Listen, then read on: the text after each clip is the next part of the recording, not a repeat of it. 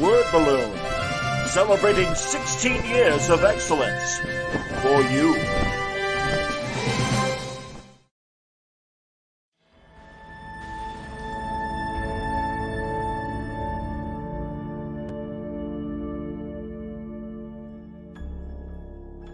As part of a small line of pieces we're doing that are kind of pin-up-y type shots where they're a little bit rougher and simpler with just a portrait of a figure, no background, I want to do something to complement the piece I did earlier with Wonder Woman.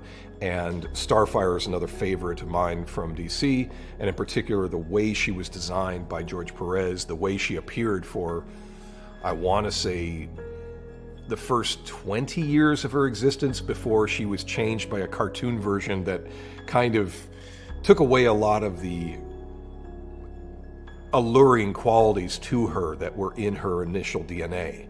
So there's a very distinctive face, hairstyle, and vibe from her when she was first created in 1980, and I wanted to connect with that.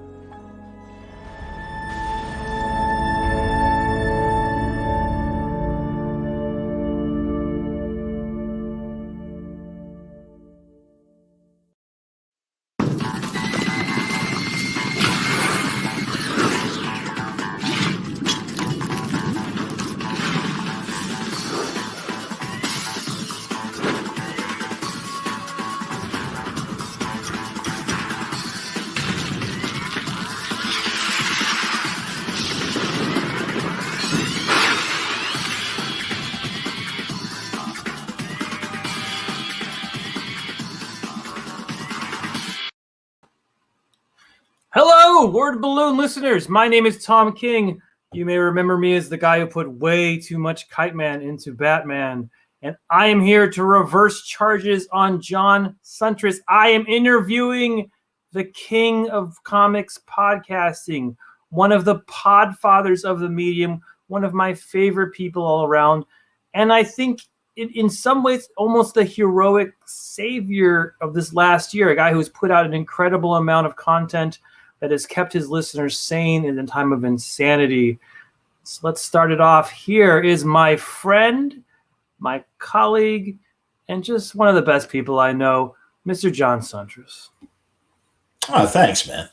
That was very nice. I know you mean it. And I value our friendship. I thank you for doing this. And you're driving the bus.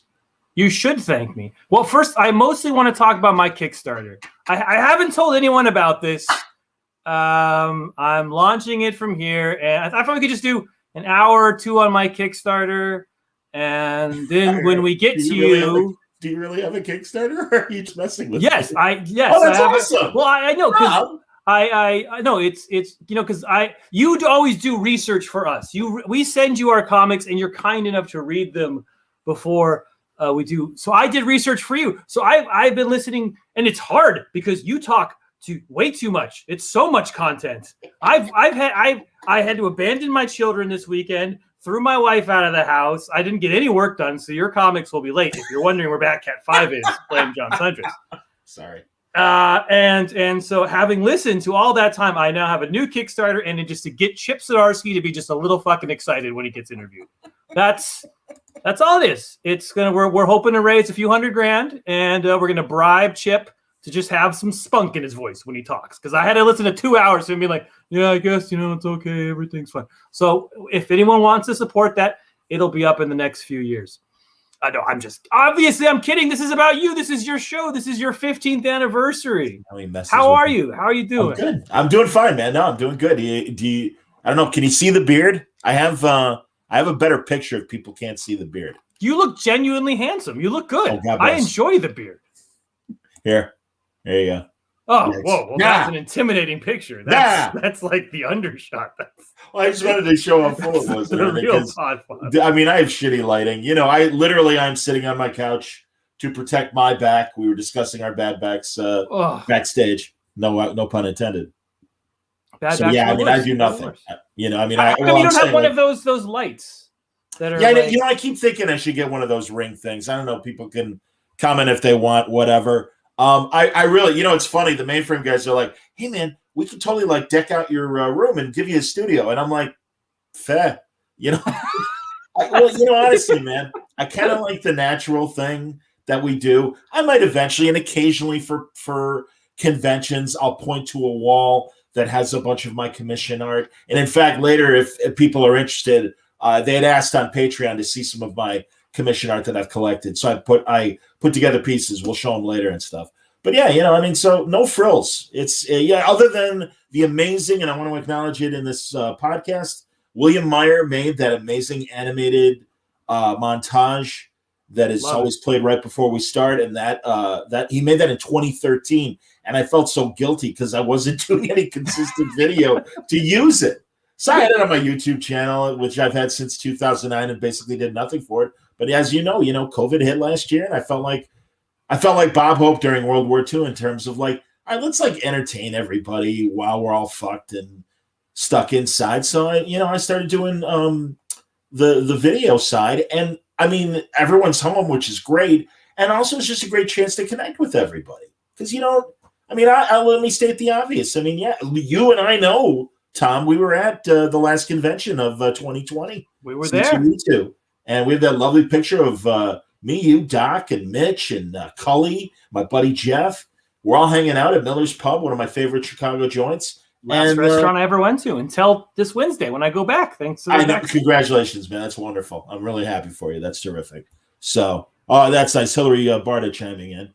That's nice. That's very nice. Very kind. Hill and I are, we're going to be talking. He got a lot of trouble for that. We're going to talk in 2 weeks. He's going to be on, and actually Tom will as well. We're doing this Bill Cox show, and among the things, we're going to do some panels, and one panel in particular that Tom will be a part of. That's a tribute to John Paul Leon, and we're all really still sad that he's not with us anymore. So I'm putting together some creators that can just talk about his greatness and then do it in a lot better way than I can do it. Yes, and I will save my comments on JP for that because we're here to celebrate. He should be celebrated in his own context and more in his own context. And I want to celebrate John Suntress. That's why. Thanks, buddy. So can we start from the beginning? I know a little bit of your story, but I don't know all of your story. Where were you born? You got the Chicago accent. Where's Little John? Chicago's been my home ever since the start. I lived in suburban Chicago, Wilmette, Illinois. Like in terms of John Hughes, how I am absolutely in John Hughes country. Yes, I mean it really is kind of what's called the North Shore, the northern suburbs of Chicago, right on Lake Michigan. Wilmette borders on Lake Michigan and stuff, and above us is Kenilworth and Winnetka and Glencoe and Highland Park. As I like to say, and we swarthy Greeks. Highland Park jokes. It's the truth. Well, all of us, all those suburbs and stuff. What about Evanston? My wife says Evanston is sort of the most typical of all Chicago suburbs. Like that's it's proto sub. Well, yeah, it's more urban than the ones that I just rattled off. Really, those Wilmette, Kenilworth, Winnetka, Glencoe, they were really. I mean, there's a lot of money there, but also the whole late 50s or post World War II push to go to the burbs and stuff. This was really prime real estate. And my dad was a restaurateur, so he had a good cash business and found himself. What does that mean, a restaurateur? He owned a restaurant. He owned a pizzeria. He owned it from the mid 50s till. Was he a cook or was he the owner? No, he was the owner. Oh no, he owned it and learned really. I mean, a Greek guy, but got in business. Grew up in an Italian neighborhood. Had a lot of Italian buddies. He and an Italian buddy got together, and they in the 50s when pizza was the new craze. Hey kids, you can eat it with your hands. He opened a pizzeria, and it was a really popular joint. And in Chicago or out there in suburbs? Chicago, and it was. I mean, really, people know Lou Malnati's. Lou Malnati was a peer of my father's when they both just had independent restaurants, and he was really a neighbor friend, which was insane. He lived 4 blocks away from us. So when I see Mark Malnati, the current head of Malnati Pizzerias and stuff, I laugh because I remember Mark as a teenager that was a few years older than me, and he was a good-looking kid, and he had a great car because Dad had a successful business and nice Corvette and stuff, and he'd be cruising around the neighborhood and stuff. So anytime I see him on like the Food Network and everything, I laugh because I'm like, I know Mark. That's awesome. So was it deep dish pizza? This is like typical Chicago. No, it was thin crust pizza, deep thin dish crust, classic Italian. Classic, yeah. And I mean, my dad really appreciated the innovations in pizza, but he was just like, nah, I kind of want to stick. He eventually did pan, but not like deep dish or stuffed crust like you get, which Chicago is obviously primarily known for. But I always remind my New York friends that I have a lot of respect for New York pizza. It's like, you guys make incredible New York style pizza. I think Chicago has the edge in that you can get any kind of pizza. And in fact, people were asking me like for restaurant recommendations for a really interesting and weird kind of pizza. Go to Chicago Pizza and Oven Grinder. Okay. Chicago Pizza and Oven Grinder. They make pizza in a bowl, and it's amazing. Pizza in a bowl?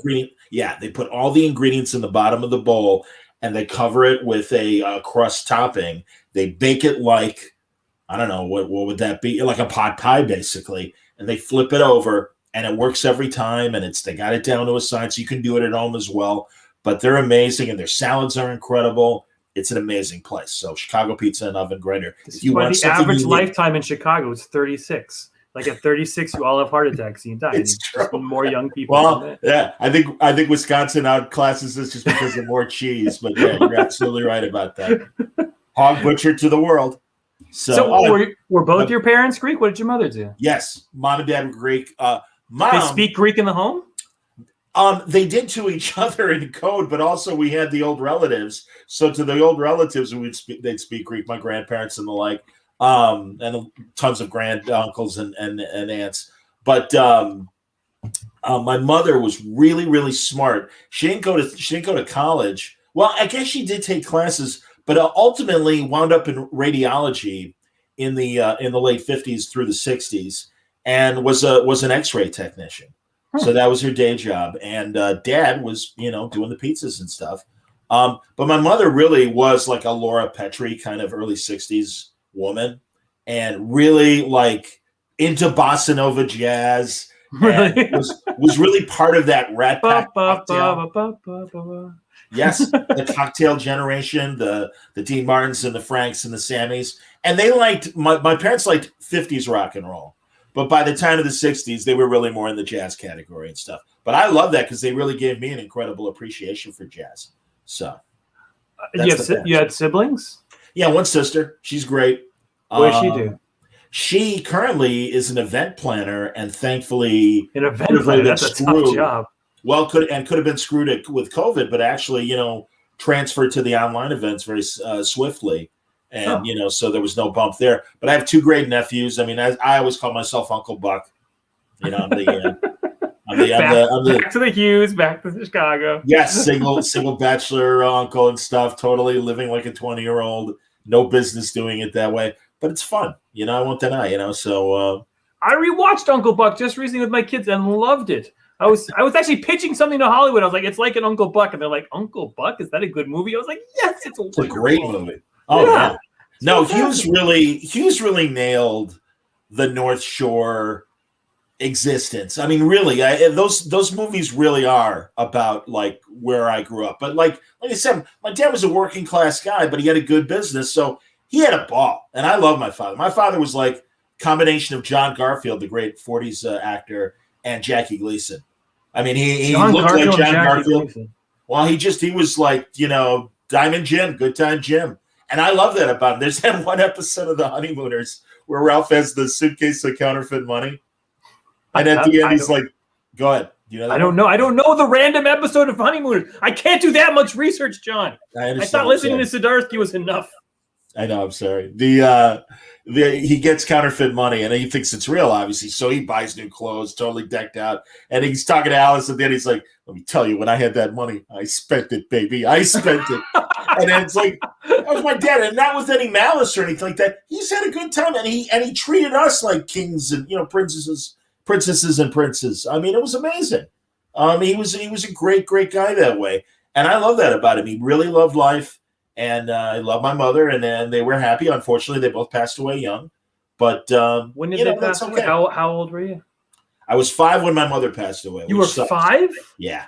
Holy shit! Well, yeah. You don't have to. I don't want to make you cry, but why did you? That's too young for Laura Petrie. Yeah, she had.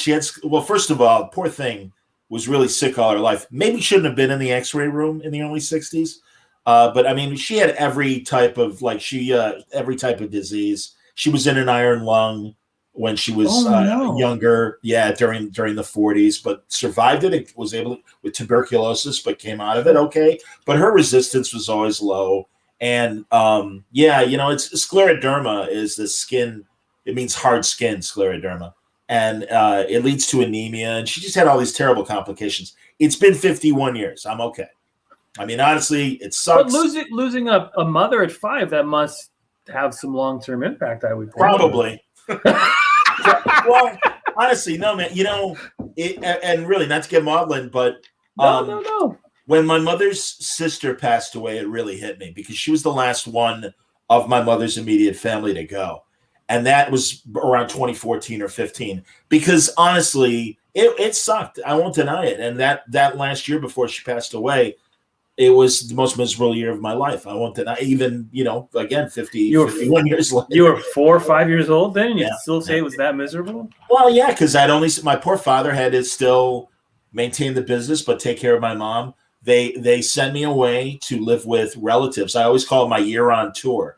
Because literally, like every month, I would either go to another aunt or uncle or family friend. I only saw my sister 3 times that year. Is it older? The sister older or younger? Sorry, she's 5 years older. Oh, 5 years older. Yeah. So, and I mean, literally, and he meant well. My dad would visit me every Monday, and then he'd have to leave. And I'm like, every week he would show up, and I'm like, all right, so we're going home now, right? And in that 4-year-old mind of, you can't reason with a 4-year-old. So it was tough. It sucked. I won't deny it. Anyway, but yeah, let's not. We don't have to do about sad things again. No, 20 years ago, I'm okay. Everybody, don't worry. I'm still worried about you. You're a good man. Yeah. No, I remember that when my mother passed because she was the last of her immediate family to pass. I remember that sort of thought that there's no one to tell those stories anymore. Like the stories's I've heard are the only stories anyone's ever going to hear. Like I am now the receptacle. It's like you get that sort of feeling of I do have first cousins. I have first cousins on my mother's side, and they're great, and they really are the keepers of the stories of the family. And all right, here's some fun stuff about my mom's family. They were not connected in that Chicago wink wink sort of way, but they certainly knew people. And my grandmother also was a widow at a very young age and had 3 kids, including my mother, to raise. And she had a little grocery store, mom and pop grocery store, basically a bodega, no different than that, because she would also serve sandwiches and lunch and things beyond selling groceries and just candy stores. Did you know your grandparents? Did you know them? Yes, very well. Yes, my grandmother made it to the 1990s and into her 80s. So no, I know my grandmother very well. And I was talking to my oldest cousin Chris, and he's like, "Hey, remember that giant table that grandma had in the back room of the store?" And I'm like, yeah. He's like, there was never anything on it. So it's like, what is the use of this? And I started to put stuff on the table, and grandma's like, don't do that. And he's like, why not? She's like, well, the boys might need to come in for a meeting. And he's like, the boys? And she's like, well, yeah, the guys who run the neighborhood and stuff. When they need to lay low, they come to the back room and they have meetings in my place. And I kind of put it all together where it's like, they really protected my grandmother. I have no idea what they did, the specific guys that she referred to. But my grandmother it's just like in Godfather 2, where Don Corleone is taking care of the old lady who's going to get evicted. And these guys protected my widowed, very young Greek grandmother from the elements. And it was always a tough neighborhood, even when I would visit her. And it was just a tough neighborhood. And she was protected. So I find that interesting. I haven't, like I said, done any research in terms of who the specific guys were, but I appreciate anyone that helped my grandmother at that time. So there's an interesting story. I mean, that's my grandparents. I mean, the Jewish, not Greek, but the same way where they're the generation that owns the business. And if you're that first generation that owns the business, you have to be mob connected back in the day. That was the way it worked. And there was a pride in it that you kind of, if you needed if you needed the good theater tickets, my grandfather could always get the good theater tickets because he knew a guy who knew a guy. That's awesome. He'd been paying that guy. That was just favors for pay. That was the system back in the 30s, 40s. That's the way the immigrants worked. They all looked out for each other. There were rivalries, obviously, between the different creeds, but what are you going to do? But some got along, and actually, my dad and my dad's family, and also, well, my mom's family was definitely in a Greek neighborhood. My dad's family was in an Italian neighborhood, and all of his best friends were Italian guys. Nobody of my dad's immediate group was connected, but again, we just would run into people, and also I have a very infamous relative on my mother's side that I've mentioned before. It's kind of terrible, but he got what was coming to him. Is Donald Trump? No. Bill Rhinotis was not Bill Rhinotis, excuse me. Bill Nestos was his name. And Bill Nestos, I don't know Bill Nestos. He was a doctor, and it's a family name, and I have a first cousin named Bill, not named after him, but Dr. Nestos was a big man of society in the 50s until it was discovered that he was also a back alley abortionist. And among his patients was one Antoinette Giancana, the daughter of Tony Giancana. Tony, right? Yeah, Momo. Yeah. Yeah. Tony, all right. I wanted to make sure it was Tony. Yeah, the father was Tony as well. That sounds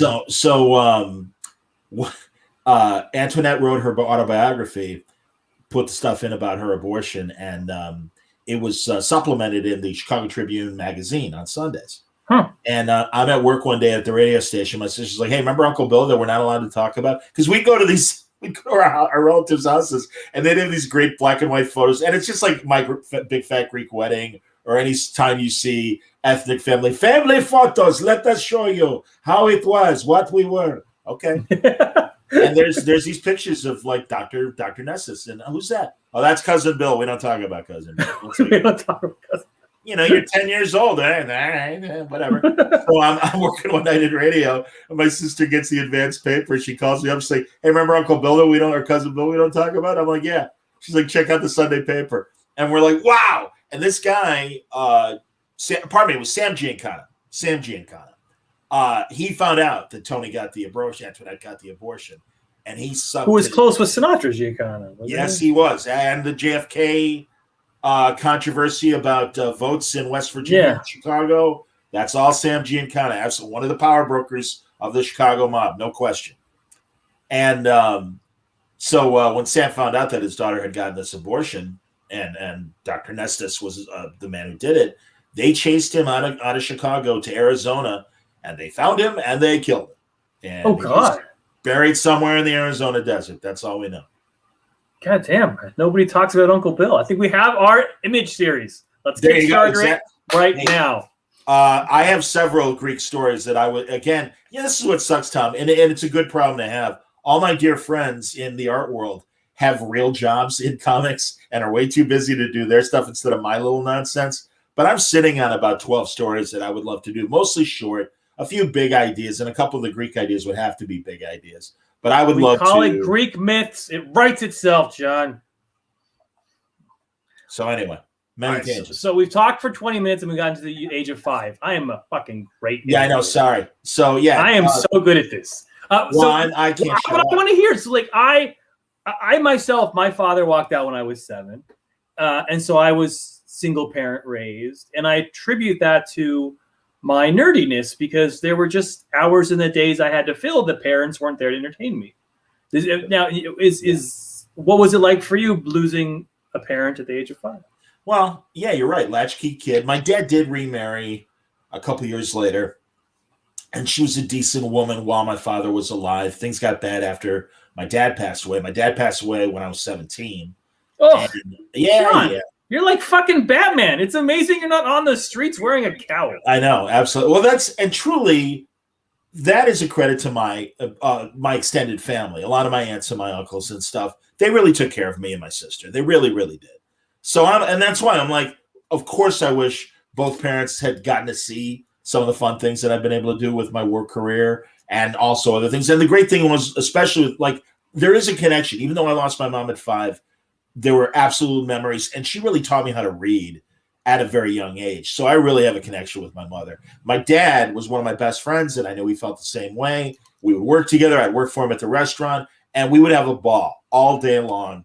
And just he was great. And when I could make him laugh, it was a real accomplishment. And I'm like, all right, I know that was funny because he was a tough laugh. And he's just a great, great guy. And my loud laugh that's my father. I have assumed his voice. If not, he was slimmer than me. No, But, I hope my children talk about me the way you talk about your dad. It's inspiring, and it makes me feel guilty. I should probably talk to them more. But it's weird, Tom. I finished my radio, at least for now. Who knows what'll happen in the future? But I lost my last radio job. I was downsized in April, and there's a real almost, and it occurred to me today that it really almost was a bookend to what started my fascination with broadcasting first. And it really was staying up late at night and listening to overnight news radio in particular, because it really was the internet of its time. They didn't sign off like the TV stations used to and things like that. They were live with news around the clock. And if it was 2:00 in the morning, you were hearing everything they knew up to that moment. The teletypes never stopped ringing. They'd get international news during our overnight hours and vice versa. And it was amazing. And it was really fascinating to me because first it was like magic, or how does this guy know everything? And then learning that there were teletype machines involved and they were reading news copy or going to the pre-recorded bets that reporters would do in the field. It was a newspaper come to life, and it really was multimedia of its time. And obviously things have innovated so much since then, but that was that kind of initial live radio information kind of world that really sucked me in at a very young age. I started doing high school radio when I was 14. And wait, before we get there, what were you into as a kid? Like when you've said many times when you're 12 is when you sort of freeze in your childhood. Were you a sci-fi guy? Were you a boxing guy? What was? Yeah, all of it. In fact, yeah. And it's funny because somebody asked me, how did I get into boxing radio? Well, I also, I mean, luckily growing up in the 60s and more so in the 70s, more cognizant of the 70s. That was my first real aware decade. I remember that first Ali Frazier fight, having the benefits of such a strong heavyweight division in the 1970s. And that was kind of perfect. My dad's pizzeria had a bar, portion of the place as well. So Saturday afternoons and Sunday afternoons, the TVs were on sports. And this is when you only had like one TV in the corner and stuff. I mean, and also, this blows my mind. The mural on the back of my dad's wall for the bar was all 50s glow-in-the-dark paint, alien scenes and spaceships and planets. Really? And it was so like of its time. And again, my dad built the restaurant in the 50s. So he really was part of that new frontier, first generation of astronauts and stuff. I mean, he was just in the thick of that great period of the 60s, that pre-Vietnam period. And that's why I always refer to my mom and dad as like cocktail generation. So that, and I mean, they watched Star Trek. They watched all the British TV spy shows. So, and James Bond and everything. So I was totally immersed in all that. And so it led me to the things that I like to read and then watch. And so I became a big sci-fi fan. Did you have, you're a little old. I'm like 10 years younger than you. Did you have, I didn't have cable until high school. How are you getting all these shows? On the 5 channels. I mean, thank God. WGN, which is one of the superstations, the Chicago superstation, when they were local on Sunday mornings, they would start at 9 in the morning and they would show Flash Gordon serials, The Lone Ranger, The Cisco Kid, Star Trek for an hour, Batman. I mean, all these great shows. Yeah, we had Batman and Star Trek. Yeah. So and then also even like Star Trek sometimes would run 5 nights a week. I'm from that generation that I mean, I do have vague memories of my parents watching Star Trek in its last season. It would have been 69 because there are things about 1969 like the moon landing that my parents were great with me. And literally during the moon landing, we had all the National Geographic maps and all the NASA stuff. And they're like, okay, look out the window. You see that big white thing? Yeah. Well, that's the moon. That's way up in the sky. Yeah. Now watch on TV. See that guy walking around? Yeah. He's up there right now. And it's like, all right. I vaguely remember Haley's Comet, which I think hit when I was about 7, 8 years old. And I remember thinking, man, when this comes back, I'll be in my 80s. And now I'm closer to the other fucking side. Oh, I hate mortality. I know, Mark Twain. I know. It sucks. Oh, this is terrible. I'm aware. But no, that's why I think I really love sci-fi, because it didn't seem to be that far removed from what I was watching in reality with the Apollo missions. So it's like, well, I can see in 200 or 300 years the Enterprise existing and that we're out there and everything. It's like, why not? And also, again, the 70s was so great for sci-fi, and it was, I suppose everyone thinks of golden ages and stuff. I really think sci-fi changed from the 80s in a good way because technology changed as well. But I really think 70s was that last vestige of the traditional space opera sci-fi that we got before technology really jumped ahead. Yeah, in the books as well, in terms of like the sci-fi, the Isaac Asimov generation, and then what came, that's the height of it. Is this sort of that 70s? Yeah. When there was still optimism, and then Nixon came and kind of. Yeah. No offense, Nixon fans, but it would just change the way. Please. I mean, people know my politics, and every now and then, as someone was telling me, they were looking at my iTunes ratings, and they're like, there's some conservatives that really get mad when you do your politics, and I'm like, oh well. We're not here for politics. We're celebrating the centrists. All right. So first comic book. I know you've asked that question probably 4,000 times, so I have to ask it of you. I have to look up the number. My first comics I was given were given to me by older cousins and even my sister. And I'd get Archie and Richie Rich, but I would get a lot of DC 12-cent comics from the late 60s that by the time I got them, the covers are off, and they could have even bought them that way because, I forget who I was just talking to about when you used to be able to buy the plastic bag and it would have 3 comics in it. They'd rip off the covers and tell the publisher or the distributor, okay, we sold 20 copies. Yeah, really? They hung, and we threw these out, or we were left with 20 copies. And here's the cover, so we're throwing them out. They didn't throw them out. They repackaged them, and you'd get 3 comics for like a quarter. And when I was a kid, it was in barbershops. All the barbershops had piles of comics with covers on them. God, you're right about that. Vince's Barbershop, right down the street from my dad's pizzeria. That's the first time I saw a Gil Kane Flash and a Neil Adams Deadman and a Carmine Infantino Flash, all that stuff. So, and I really was a DC kid. My Marvel influence came from watching the Spider-Man 67 animated series in reruns. And also the Marvel Superheroes was also on WGN, like on Saturday mornings. So that's the one with the frozen faces and the talking. Where they took the panels from the comics and moved an arm, moved a leg. They had like kind of didn't pay Kirby or Ditko a cent. No. And also, it's funny because another thing like that was, and I love this stuff, was Space Angel and Clutch Cargo. That had the animated or just a regular static image. Oh, yes. And they put their lips through and they'd film the lips. And it was the weirdest thing in the world. But man, Alex Toth on Space Angel, holy shit. That stuff was so ahead of its time. Toth right there. Oh, he's the man. He's a Toth Supergirl over my shoulder. Go ahead, do it again. Oh, that's a Toth Supergirl. That one. Nice. Wow. From an Underoos commercial. So, someone wanted to know, first Marvel comic, Treasury editions, which one? It's true. Yes, my first Marvel comics were the Treasury editions.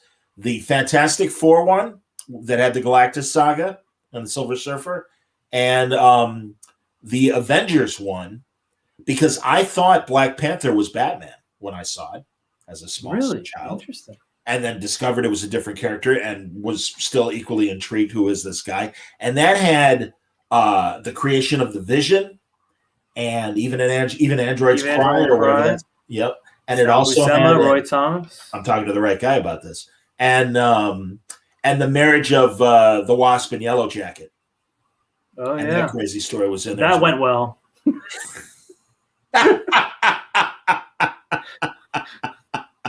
I'm dying. That's awesome. Everyone's saying nice stuff about me. Thank you, everybody. They should say nice stuff about you. You're wonderful. So so what was your? But you didn't say your first comic. You said you said I'm thinking of the number and I can't. What were you? All right. So forgive me. So that's my first comics that I just got that were given to me were those.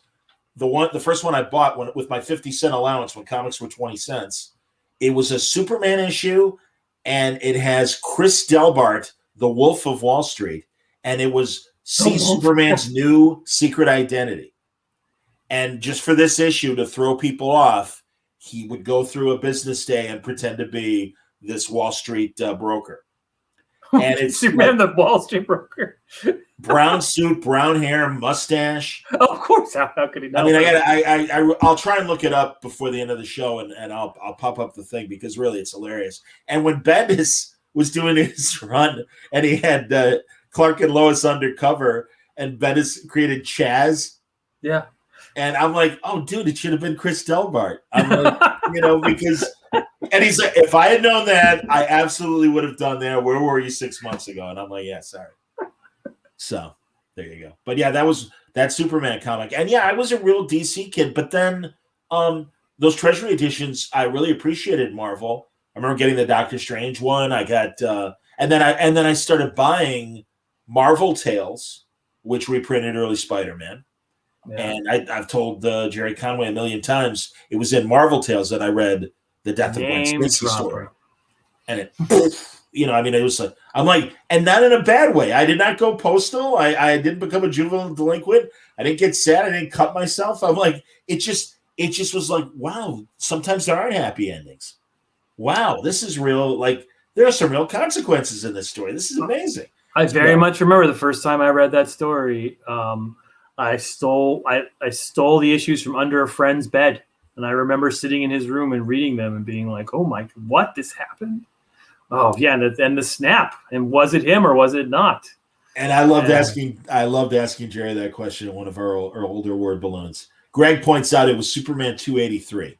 283, of course, I should have known. So yeah, So there we go. Yeah. So 283, that's Kurt Swan then by that time, right? Oh yeah. Oh no, it was absolutely Kurt Swan. Yeah, I love that period of Superman, the 70s. It has a lot of goofy stories. Me too. Oh, me too. Favorite era of Superman for me. But yeah, that WGBS newsroom. And Steve Lombard trying to fuck with Clark and stuff. It felt like a world. It felt like he was literally going to work, and it felt like you were watching a long soap opera. Like this is something real that it felt very concrete in its way. Yeah, and honestly, that was my fear, and I think unfortunately it's still there. Although they've moved the story back to outer space as far as Superman goes. But when Brian was revealing, the Clark Kent identity, I'm like, I think you're going to lose that, man. And that kind of sucks because I still believe that civilians will open themselves up to Clark Kent a lot easier than if you're sitting with Superman. As great as Superman is, and yeah, we all know that he's looking out for us. It's like having dinner with the Pope and you're on your best behavior and you're not going to go, yeah, Father, pardon me, I'm going to fire up right now. I enjoy a pot every now and then. It'll all come back. Those guys. Well, I say that, but he's still married to Lois 30 years later, so maybe I'm wrong about it. But no, I feel like there's some archetypes that just eventually it goes back to the archetype. Well, and even what Josh has set up, I think, with Infinite Frontier, if someone wants to tell an earlier story, a Daily Planet story with Clark Kent, they can still do it. I just told one. I just wrote a Clark Kent story last week. Yeah, I'm excited, man. That's awesome. There's no better character than Superman. Oh, good. We can pitch my stuff. That's where I really come. No, at the very least, honestly, Tom, and I imagine when you have time, but let's do a catch up because, obviously there's so much that, you got and you got. But you're such a mensch. You're already, this is about you. The spotlight is on you. All right. When you were a kid, go ahead. Was comics the number one or was it sports? They were all in the same plane. Like for me, it started out, they were all mixed up, but eventually comics kind of moved to the top for me. Well, I was never a serious grade school athlete. I loved playing with my friends, just playing sports. No, in terms of your obsessions, like what you were obsessed by? Well, where did your brain go to relax? For sports, for my own activity in sports, my favorite sport was baseball, playing Chicago softball, the big 16-inch ball. All you needed was a ball and a bat.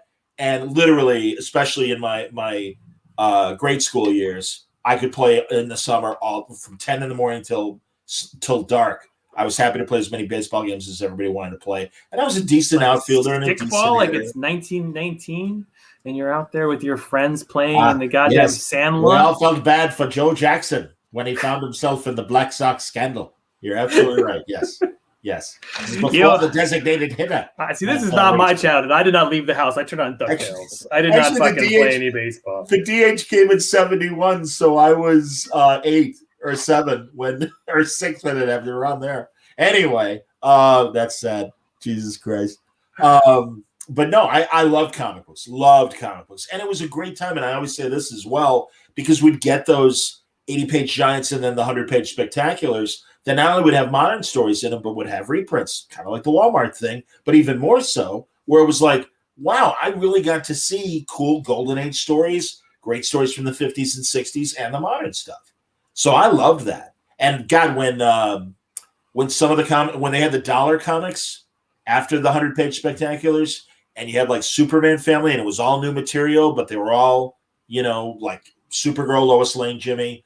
They were all in there having adventures. There was a great Nightwing and Flamebird series about Van Z, the Superman lookalike from Kandor, and Akvar, I believe was his name. He was a reformed criminal that Van Z took under his wing, and he became the new Flamebird. This you remember? And I was just shouting that you forgot Dick Sprang's name on a podcast earlier today. Yes, but you remember Akvar.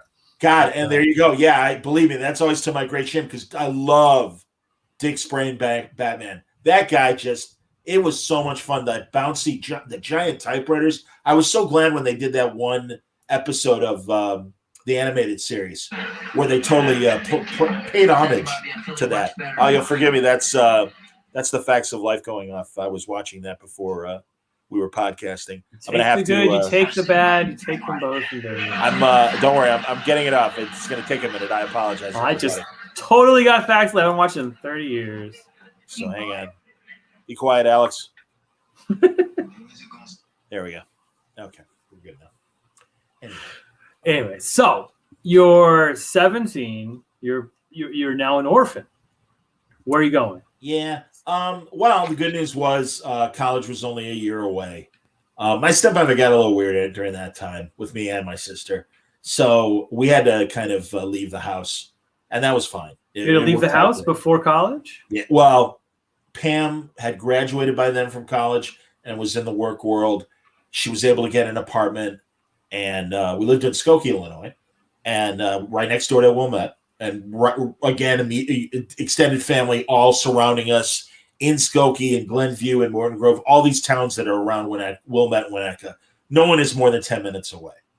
So that's great. And they all looked out for us. They really did. So I started college. I went to Illinois State University. And like I said, I really started my radio stuff in high school, worked at the high school radio station, and then continued at the college station. And as I've told Shelley Bond, I thought, and that's why I really feel simpatico with Shelley on so many levels. Both of us thought, okay, we're going to have careers in music.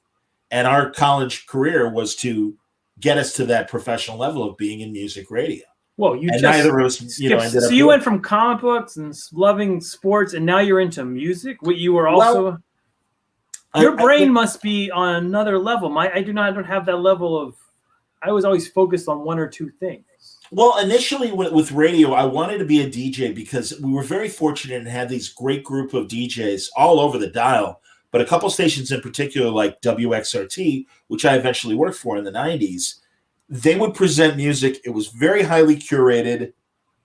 The DJs were incredibly knowledgeable, and they really had a passion for the music they played. And it's almost impossible to imagine today. It's almost forgotten, that culture. Exactly. Now it's a computer program, press a button, and let it go. And sadly, starting as a kid and literally up till last year, rather, I found myself either as an active listener and one who wanted to have a career in radio, to an indifference to the business with no real malice, but just they're pursuing the same focus group bullshit that started in the 80s and hasn't gotten better. And now they're trying to hang on to listeners rather than groom new ones. And literally, like, one of the biggest success stories in town is this, MeTV. Mm-hmm. MeTV has a radio station that plays oldies from the 50s all the way to the 80s.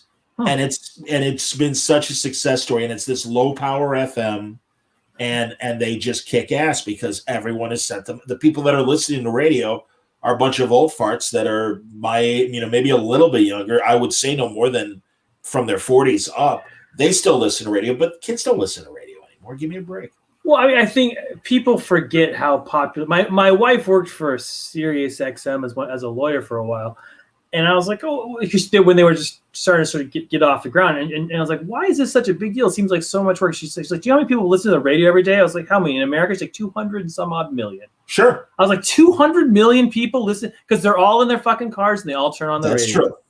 Right. News and information has survived. What hasn't survived is entertainment radio terrestrially over the air.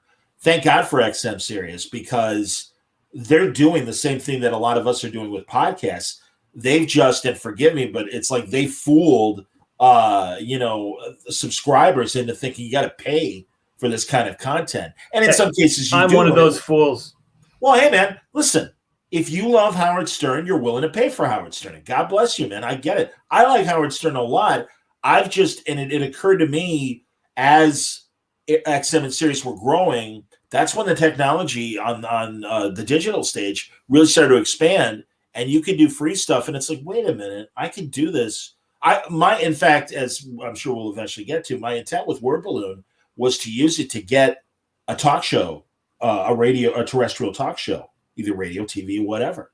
And I certainly, spent my time doing both for the first 10 years of my broadcast career in Chicago. But instead, obviously, things have just grown.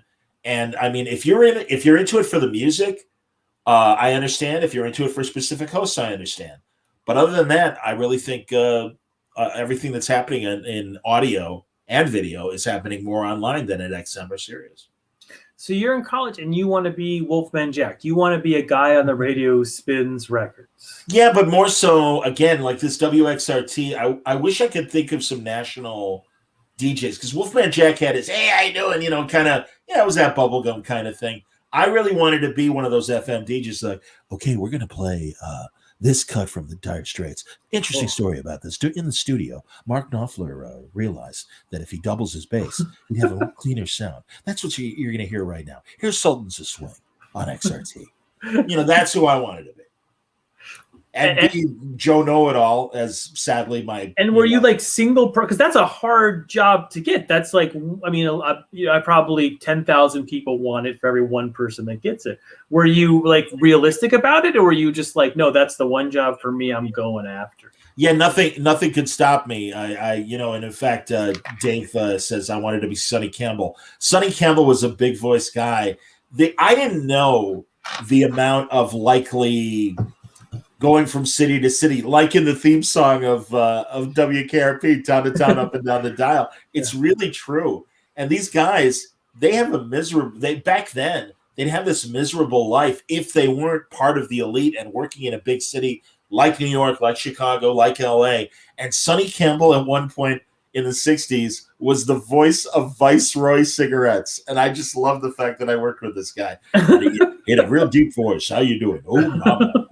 And he just killed me, Sonny Campbell. It's all those Viceroy cigarettes, man. That'll deepen your voice. No, and this is not a tobacco-stained voice, I guarantee you, folks. The balls dropped and the voice dropped. That's what happened. So, anyway, yeah, Johnny Fever, Henry's makes a comment. Yeah, man, that's kind of, but again, a little more public radio or public television attitude towards rock. And I mean, really, that was the persona of WXRT. So my ambition was to come back and maybe like someday work at XRT. And I did, which is insane, but it happened. So if I spent 9 years there and the Chicago sports station, The Score. When I down at school, I did have a job on an adult contemporary radio station. We played a lot of oldies. We had an oldies show on Saturday nights. So I made myself very knowledgeable about hit radio and pop. This is at Illinois State? Yes. Was it the local sort of Illinois, like your college radio station? Like you started there? And I started there, but I did get to the professional station. WIHN was it. When you were still in college, you were in the professional station? Yeah. Yeah, I was on the 5-year plan, and really a lot of that had to do with the fact that I managed to get a full-time job in my junior year. So I spent 3 years there. And also, were you on air? You were like you. I worked a little bit of college radio, not a lot, but I mean, just billions of records behind you, and you had to pick the random one from the wall and hope that you were going to. Did you do the whole thing and do like call-ins and the whole? Oh yeah. Did you train for this? Did you take broadcast classes? Well, again, it started in high school, and we had a radio class, but also we had a 10-watt station that was on until midnight, 7 days a week.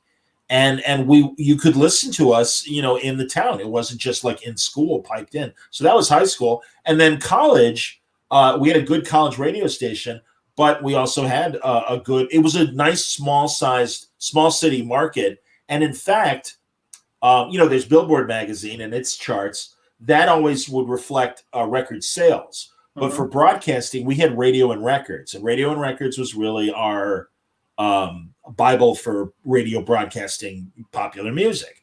And randomly, because we did so well in the ratings, Radio and Records contacted my radio station when I was the music director, and they're like, we would like to use your playlist to compile our top 30 for, and in our case, it was adult contemporary. So all of a sudden, I'm literally still in college. I'm the music director on the pro side of this station. And all of a sudden, in a very small way, I'm an influencer that is impacting this magazine's charts. In fact, our station manager, G, and I don't know how you can relate to this, but he didn't like all the R&B that I was mixing in with our 80s soft rock that we were playing. I thought it was a good fit. Man in the Mirror by Michael Jackson comes out. Now, this is post-Thriller and post-Bad, or maybe it was on Bad. I can't remember. I think it was on Bad. But Man in the Mirror was like, and this is during that period, the We Are the World and all these positive message songs coming out. Yeah. So Man in the Mirror is another, if you want to make the world a better place, take a look at yourself and make a change. Yeah.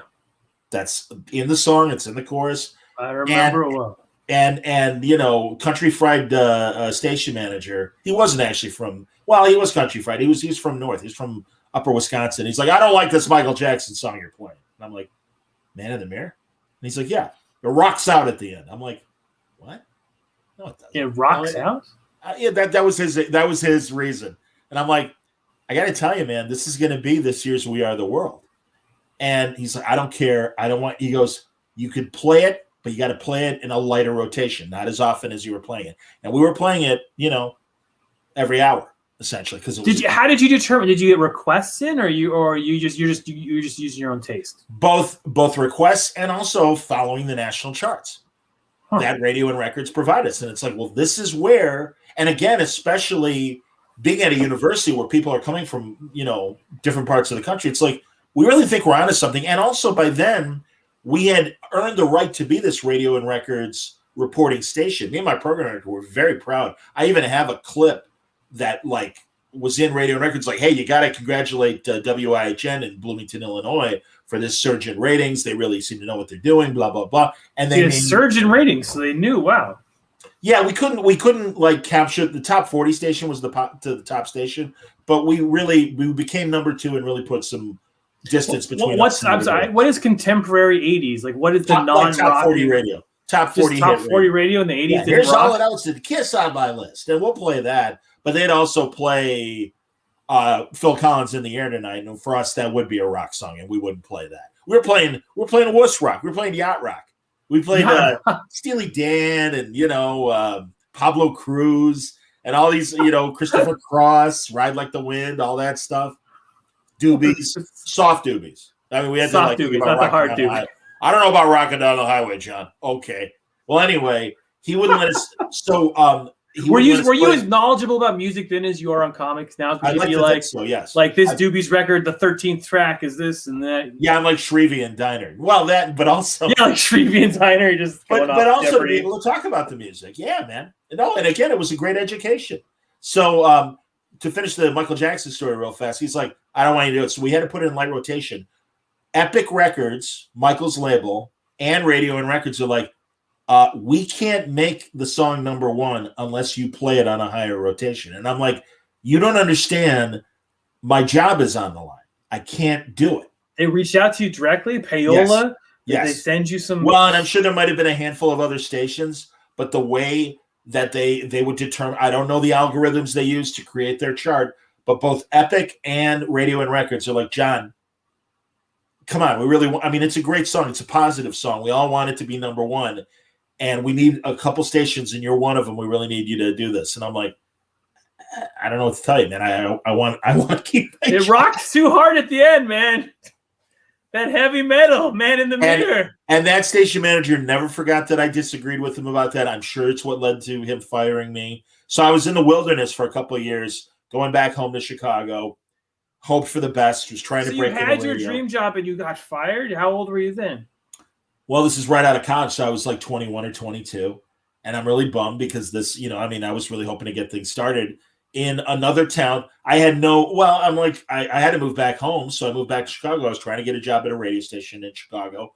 Luckily, a friend of mine, my buddy Dave Marin, who said I was like Sonny Campbell earlier, this guy, he's like, John, he goes, John, you got to like write freelance sports. And I'm like, I don't have the love for freelance, for sports the way you do. Dave was a sports editor of the Kenosha, Wisconsin newspaper, the Kenosha News. And he said, listen, you love boxing.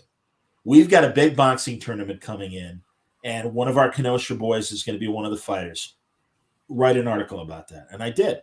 And he's like, okay, this is good. He goes, look at all the boxing magazines that are out there. Ring, Boxing Illustrated. Big fights come through Chicago. They don't have anybody covering it, like other than giving the results, which the promoter would send in. He's like, write stories. So I did. I started writing stories. Bert Sugar was great, the editor of Boxing Illustrated. He liked the way I wrote. He helped me. You became a freelance You went from being music DJ to freelance boxing writer? Yep. And again, I was. Did you have any writing experience? Did you know any journalists? Did you know like? No, I would stuff up front and all that stuff. I did take journalism classes in high school and college.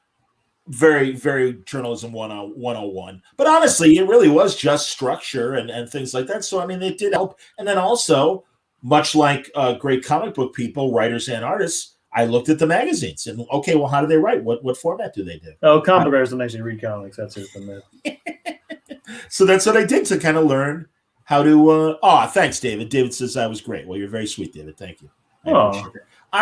Listen, man, I covered boxing for 16 years. And it was great because it dovetailed into my ambition to get on the radio. And at first, some of the local sports stations would have, first of all, they had their call-in shows. And I would come on, and I cultivated this relationship with my friend Chet Kopic, who's no longer with us, unfortunately, but a great Chicago broadcaster. And he'd be, all right, Friday night, big pay-per-view event, Sugar Ray Leonard and Tommy Hearns getting together for their rematch with us, the Chicago correspondent for Boxing Illustrated, John Suntress. John, your thoughts on the fight? Well, Chad. No, I mean I had a decent voice. Right. So did you go into the studio? I assume you went into the studio to do this. It was usually by phone, remote? And not only was it usually by phone, but to make ends meet, I had several jobs. And at one point, one of my jobs was working at a Domino's Pizza, and several times I would be at. You're your father's son. You found pizza saved you again.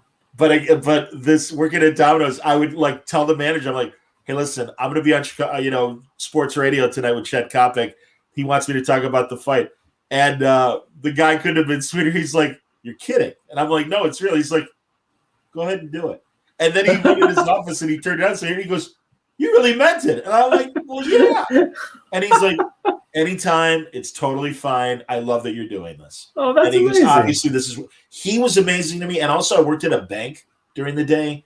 And Gail Sayers, the great Chicago Bear. You worked in a bank during the day, Domino's at night, and you're doing Chicago and Blockbuster Video. I had 3 jobs. You have 3 jobs. Well, you had to make a living. You had to make a living. You had to get done.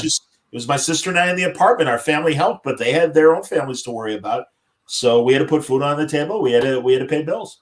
So I did what I needed to do, and so that was crazy. But then because I would be on these talk shows, then all of a sudden in 1992, the first Chicago sports talk station was created, 24 hours, The Score.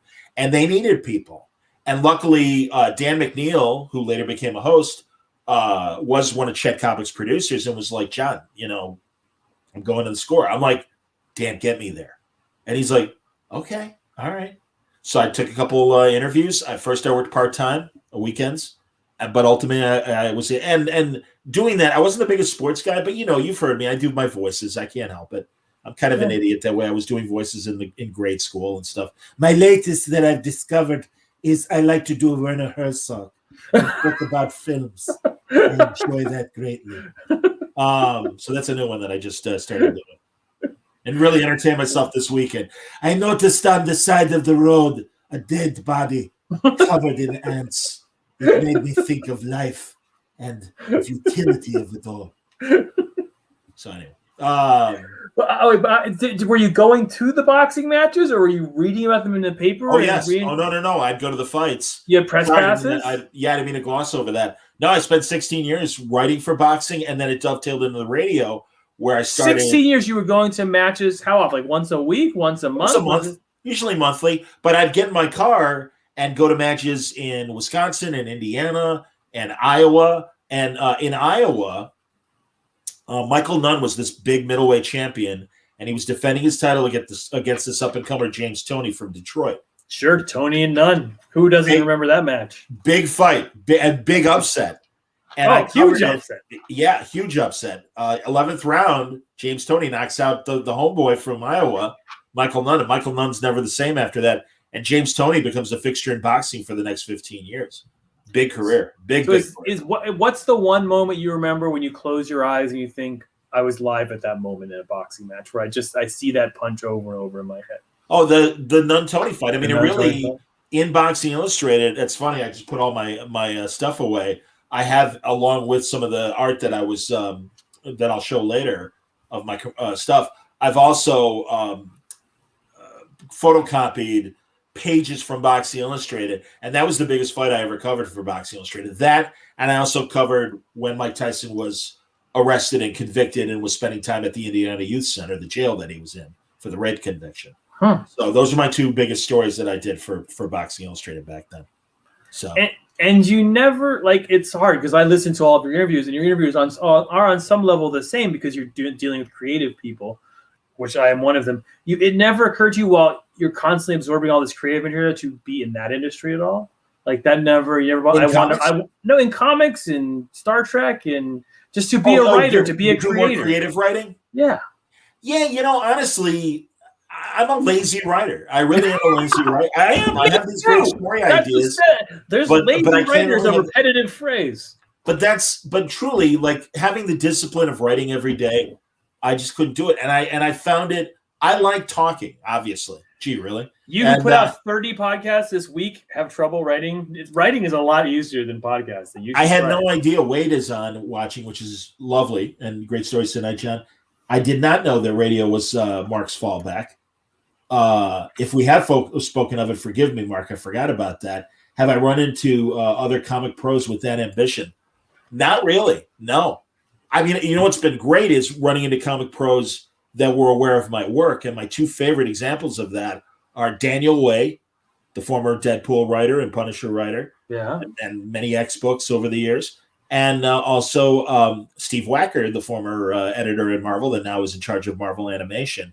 And in both cases, it was like, I used to listen to you. And Matt Fraction actually used to listen to me when he was a little kid in the 90s and here in Chicago. Really? And that's nice. And every now and then at the, especially in the Chicago comic conventions, people go, my nickname was, and this is why I call it Shaky Productions, my nickname was Shaky. And they're like, John Centris? And it's like, yeah. And they're like, you're Shaky, aren't you? And I'm like, yeah. Shaky? That was your online monkeyer? Shaky? That was my nickname on radio. And I would do, like I started to say with Werner Herzog, I would mostly, the reason why they liked me at the sports station, I turned sports into comedy. I would do bits. I would imitate players and owners. Jerry Reinsdorf, the owner of the Bulls and the White Sox. Of course, we really feel we got a great choice here with you, sir. We really believe that. And I would imitate. I'd be on a phone line. And, we got a call from Jerry Reinsdorf. Okay. And he could not have been greater about the fact that I used to bust his chops. And he's like, you really think I sound like that? And I'm like, yeah. Wait, so they hired you. Did you have your own show, or you were guests? You were support for the other shows? How did it work? I started as a weekend producer, literally not even running the board, but answering the phone. And this is Jim from Cicero. I want to complain about the Bears. All right, Jim from Cicero, hang on. All right, we'll have you on with the host in 2 seconds. Wait, someone in Chicago wanted to complain about the Bears? That's news right there. I'm pulling quotes out of my ass. That great Patton Oswalt early aughts movie, Big Fan, where he's the obsessed sports fan. I know. I had Patton on my show, and we talked about. I'm like, dude, I used to field calls from guys like your character. I said, I know this movie. And really, it's the same guy who wrote The Wrestler. I forget his name, but it was the same screenwriter. It's such a good movie if people don't know it. So yeah, I started doing that. And then I just kind of moved my way up. And one of the ways I moved my way up was I would do character voices on the show. And would you write sketches, or these are improvised? Yeah, I'd write little scenarios. To call them sketches was like give them too much credit. But yeah, they would be loose enough that the guys could throw questions at me. That's amazing. And one of the voices I'd do an old man voice that is so Mel Brooks, and the character was called Sid Crunchnick. And I would say things like, already sounds anti-Semitic. I know, absolutely. No, but again, you know something, honestly, Tom, I know you're teasing me, but truthfully, a lot of the voices that I did, it would not fly. I would have easily gotten fired. And also I wrote parody songs. It was just that time when it was okay to make fun of other ethnicities, and do it. No, American comedy for many different comes out of the tradition of, look at Mel Blanc. He's probably the greatest voice person of all time, and which truly 90% of his voices were him doing other ethnicities. Yeah, man. I talked to Bernie Capel, and he, Doc from The Love Boat, and for like the first 10 years of his career, he would do German people, he would do Spanish people, he would do Italian people, everything but his own Jewish self. Although that girl eventually. But he said, yeah, he goes, I certainly wouldn't try to take any jobs like that away. That said, some of them were funny. Luckily I had that kind of improvisational mind that I could come up with funny answers. And I had Sid. Sid was the host of a children's show back in the 50s called Uncle Sticky Pants. And yeah, exactly. And I would just and that just came off the top of my head. So anytime I would do Sid, it's like, Sid, tell us more about the kiddie show days when you were Uncle Sticky Pants. Oh, what a time. That was amazing. I can't get into too much of it or my lawyer would stop me, but stuff like that. So anyway, there you go. I don't know. I hope that doesn't offend any of my Jewish friends that might be watching. I'm speaking on behalf of my people. We are not offended. Oh, wow. Look at this. So, Mark, I love this, Mark. Thank you for chiming in on this. So his story about being live on the air at WJRB the minute we heard Lennon had been shot, I can only imagine. And, man, Thomas Lennon got shot? Oh, my God. Yeah, it was Monday night. It was during Monday Night Football. Oh, yeah, of course. Yeah, of course. Cosell. Cosell broke the national news. It was in 1980, right? I think I've just been informed. Yeah. I want to say, I know his birthday is in December, but I think the death date might have been I can't remember. Killed by a fan who got his signature 4 hours before he killed him. So sad. That's every semi-professional person who has fans is haunted by that story. Double Fantasy is such a great album. Yeah. Half of it, at least. No offense, Yoko. No offense. If it had been a single fantasy, it would have been fantastic. Yeah, God bless her. But, and really, I have grown to appreciate Yoko Ono in terms of being a performance artist, and especially at that time. She's pretty cool. She's really, really cool. So she doesn't she's handled she's handled a very tough legacy very well. Oh yeah. So no, I can relate. And to be honest, during my sports years, I became the production director. I would still be on the air. They'd let me weekend host. They would let me. I continued my boxing. Weekend host. You're doing like 3 hours of sports of like 4 hours of like. Let me tell you about why the Bears don't have a quarterback for the 15th year in a row. Yep. Was it hard? Yes. I mean, I listened to those. I listen to those guys. Like, how do they still find a topic to talk? There's just not that much sports. Most of the opportunities for me to host would happen during the off season. So post Super Bowl, even worse. Yeah, post Super Bowl, pre baseball season starting. I mean, we had spring training, but that was it, and hockey and basketball. Which, frankly, I certainly appreciated the Jordan years, and certainly it was easy to pay attention. I mean. At the very beginning of my broadcast career, the Hawks were great when Mike Keenan was still coaching them. And then they went through this period after Keenan where they literally sucked until changes, when Rocky Wirtz took over the team and he got Scotty Bowman to be the general manager. I'm nodding along as if I understand what you're saying, but you might as well be speaking Greek. It's like your parents talking to each other. That's true. So anyway, but the great thing with boxing was during that period, I was already writing for Ring and Boxing Illustrated. So when the opportunities came to send reporters to cover big fights in the 90s, it was me. And I went to several Mike Tyson fights, several Chavez fights, Julio Cesar Chavez, Roy Jones. How were your seats? Were you in the front? Did you get blood on your face? It depended on the bigness of the card, because some I would be right there at ringside, literally, like, looking at them through the ropes. And then others that if they were gigantic Don King promotions, like for Tyson Bruno, I was in the auxiliary press section, which was up in the rafters. But we were still there, and we were still watching. Lennox Lewis and Hasim Rockman, Roy Jones, several Roy Jones fights, lots of great fights from 1990 till 2006. I covered 16 years of boxing. And did you ever get in the ring? Did you ever want to feel what it was like to get hit? I did mess around in the ring a couple times, and my buddy Tim, who was a really great Chicago ref and a former Tim Adams, who's a former fighter himself, he told me what to look for. He explained to me how when you fight a lefty, you want to keep your right foot on the outside of his right foot and time your shots, but you got to stay on the outside, because then you can kind of crowd with your punches and stuff and counter with your left jab easier than if you stay in the pocket, because then you're more in range with what he's throwing at you. And it's like, okay, and I would study the fights. I would study them really carefully and the styles of the fighters. And I got great compliments. I read Thor comics mostly, is what I understand. Well, and it was really nice because the sports anchors of the shows, they really respected the amount of like legwork I would put into like my research and watching these fights.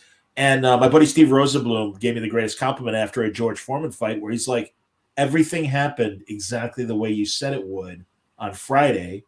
They fight on Saturday, and now we're talking on Sunday. And I'm like, I study, because these guys fight a certain way, and they learn how to strategize a certain way and stuff. And I mean, again, I love boxing. I found it fascinating. It's very dramatic. So it's all legal now. How much money did you bet on these fights, John? Oh, I don't mind saying it. I occasionally I'd bet on fights, but I was also stupid, and I'd bet on the wrong guy. I convinced my buddy. Studying? I convinced my buddy not to bet against Mike Tyson when he first fought Evander Holyfield. That's the first fight, not the biting fight. The first fight. And Holyfield totally destroyed him. Totally, because he wasn't afraid of him. And it wasn't that I thought Holyfield would be afraid. He was just smaller, and Mike was more of a natural heavyweight.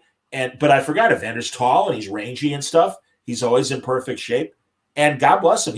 I love Evander. Evander's an amazing fighter. I just picked the wrong guy that night. Well, they're going to go for a third one soon, aren't they? I hope that. Well, I hope it happens. But then again, I'm so afraid that one of these guys is going to have a heart attack or something in the ring. Tyson looked amazing in that Roy Jones fight. Roy Jones did not. And I think Roy Jones learned very quickly, I think I'm done. Maybe I shouldn't do this anymore. Because he was gasping for breath. And Tyson, I'm not saying that you should put Tyson against Anthony Joshua or Tyson Fury or any of the modern fighters. But for a 54-year-old man, he was very capable fighting another 50-year-old man. Well, yeah, I mean, he's the platonic ideal of a boxer. He's just God made a boxer, and it was Mike Tyson. That's the way it's. Well, he really, and I give him credit, he lost weight. He got in really good shape. And honestly, I was impressed because those initial training shots of him hitting the mitts, I'm like, yeah, the mitts don't hit back. So that's cute. But let's see him go for, and they only did 2-minute rounds. I'm like, let's see him go for, at the time, I didn't know it was going to be 2-minute rounds. I'm like, let's see him do that for 3 minutes and then do that for several more rounds. Because that's the thing. Like I said, they were only 2-minute rounds. Roy was gasping for breath after the first round because Tyson was giving him real pressure. And it was great. It was fun to watch. I won't deny it. Sounds good. I think I watched a movie. Watch the setup that Robert Ryan. The setup is amazing. I got a setup right here. I got a. As you know, and Mike Cronenberg and I agree on this. Look at that. There he is, man. Yep. Ringside. I collect these old movie pictures now. It's my new thing. That's great, man. No, I was doing that for a long time too. The great store. I don't even know if it's there anymore in North Hollywood. I'm assuming not. Eddie Brandt is that amazing store that used to be in North Hollywood. There was a video store, but they also had tons of 8x10s. Oh, and I bought so many of those when I went to LA. Can't tell you. Well, now we have a fancy store we call eBay. We get right. All right, so you're in the industry. We've been talking for an hour and 50 minutes, and we haven't talked about Word Balloon. I feel like at some point we should bring it up. Well, yeah, that's what happened. I mean, I went from the Score to a national network, Sporting News Radio. I was there for about 4 or 5 years. Doing the same thing, doing the like sometimes on, sometimes doing commercials. But again, they thought enough of me to send me to fights and stuff because they knew me they were based in Chicago. So, and the Score was really like the dominant sports place and everything. So yeah, my reputation preceded. When you say doing commercials, what does that mean? Voicing and writing commercials. You write commercials. They don't like drop off the commercials on a tape and be like, here, play this. Some they do. No, some were national campaigns, but obviously a lot of radio stations' bread and butter business is from local merchants. So yeah, like literally, Big Al's Steakhouse. All right, come out to Big Al's, whatever. One of my favorite great radio or great restaurants that no longer exist, which is what were they thinking when they did this? Luigi's of Hong Kong. Luigi's of Hong Kong was half Chinese food, half Mexican or half Italian food. If it was half Mexican, that would have really thrown us. Yeah, that would exactly. What about Luigi? Oh, he's a silent partner. How come his name's on it? You don't need to know.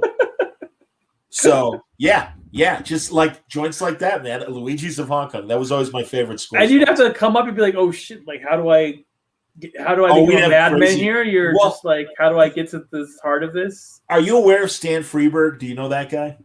No, comedian? I don't. Okay, Stan was a big 50s and 60s comedian, really into the 80s. And I got to meet him at San Diego Comic-Con one year before he passed away. He was an incredible comedian. And he really was the first guy to really try to put comedy in commercials. There's that great ad they always run on MeTV for Gino's Pizza Rolls. And it's the Lone Ranger and Tonto in this big banquet. Look it up, everybody. It's real. Oh, no, you froze. Or did I freeze? One of us froze. No, we're live. I don't know what happened, but we're back. Oh, we're back. This is live radio, people. This is real. But anyway, Stan was my inspiration, Stan Freberg. And he would do these comedy commercials. So I would put comedy in the commercials. And people liked it. So, I would do old man voices. I'd do other voices. And most of them weren't ethnic. I was careful with the advertising. But, we'd create little comedy bits to sell something. And that was great. And it was fun. It was theater of the mind, sound effects. And did you ever get in trouble? Like Luigi called up and be like, you forgot to mention the Chinese food. No. Because again, they would get approval. They'd hear the spot, and it was great because like I'd really put effort sometimes into a comedy bit, and it'd be like, "Can you just read the copy points?" And really? Yeah, and I'm like, "All right." And as I progressed in my production side of my career, it became more of that. Yeah. We just want to sell the air conditioners. We don't appreciate it, right? Pollyanna's braziers or the braziers of. So there you go, Alex Chung. Everybody saying this. Italian Chinese restaurant. It sounds up my alley. I don't know, Alex. I don't know. All I can tell you is it was good food. Yes. So that's funny. All right. Yeah. So you're doing the commercials, you're doing the thing, and then what the fuck is a podcast, right? Because you were in the beginning. Well, it started with me hearing on CBR, Comic Book Resources, back in the day. Jonah Weiland did several creator interviews. He talked to Rucka. He talked to Jonah, huh? Wow. And also, I didn't meet him till he worked for DC at the very sort of like a year ago. When he kind of after he sold it, he came back. Yeah, sure. I love Greg. Greg's one of my best friends in comics. Tom is one of my best friends in comics. Brian Bendis is one of my best friends in comics. I would put them all on the same level of like my buddies in terms of that. That it's great that I met them when I did. And I'm so glad that real friendships have come from these conversations. All right, so first podcast, you listened to something on CBR, huh? Yes, Jonah Weiland. And then also, even prior to that, Scott Hines, Texas guy. He had his own show. You listened to that show. Fanboy Radio.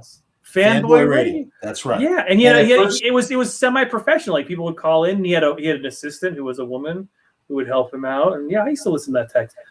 Is he still alive? Is that person still exists? He's still alive. I have no idea if he still does his show or not because it just kind of changed over the years. And that's great. And I give him a lot of credit because he really was the first. Now, his show was on local radio in Dallas, Texas Christian University through the school's radio station.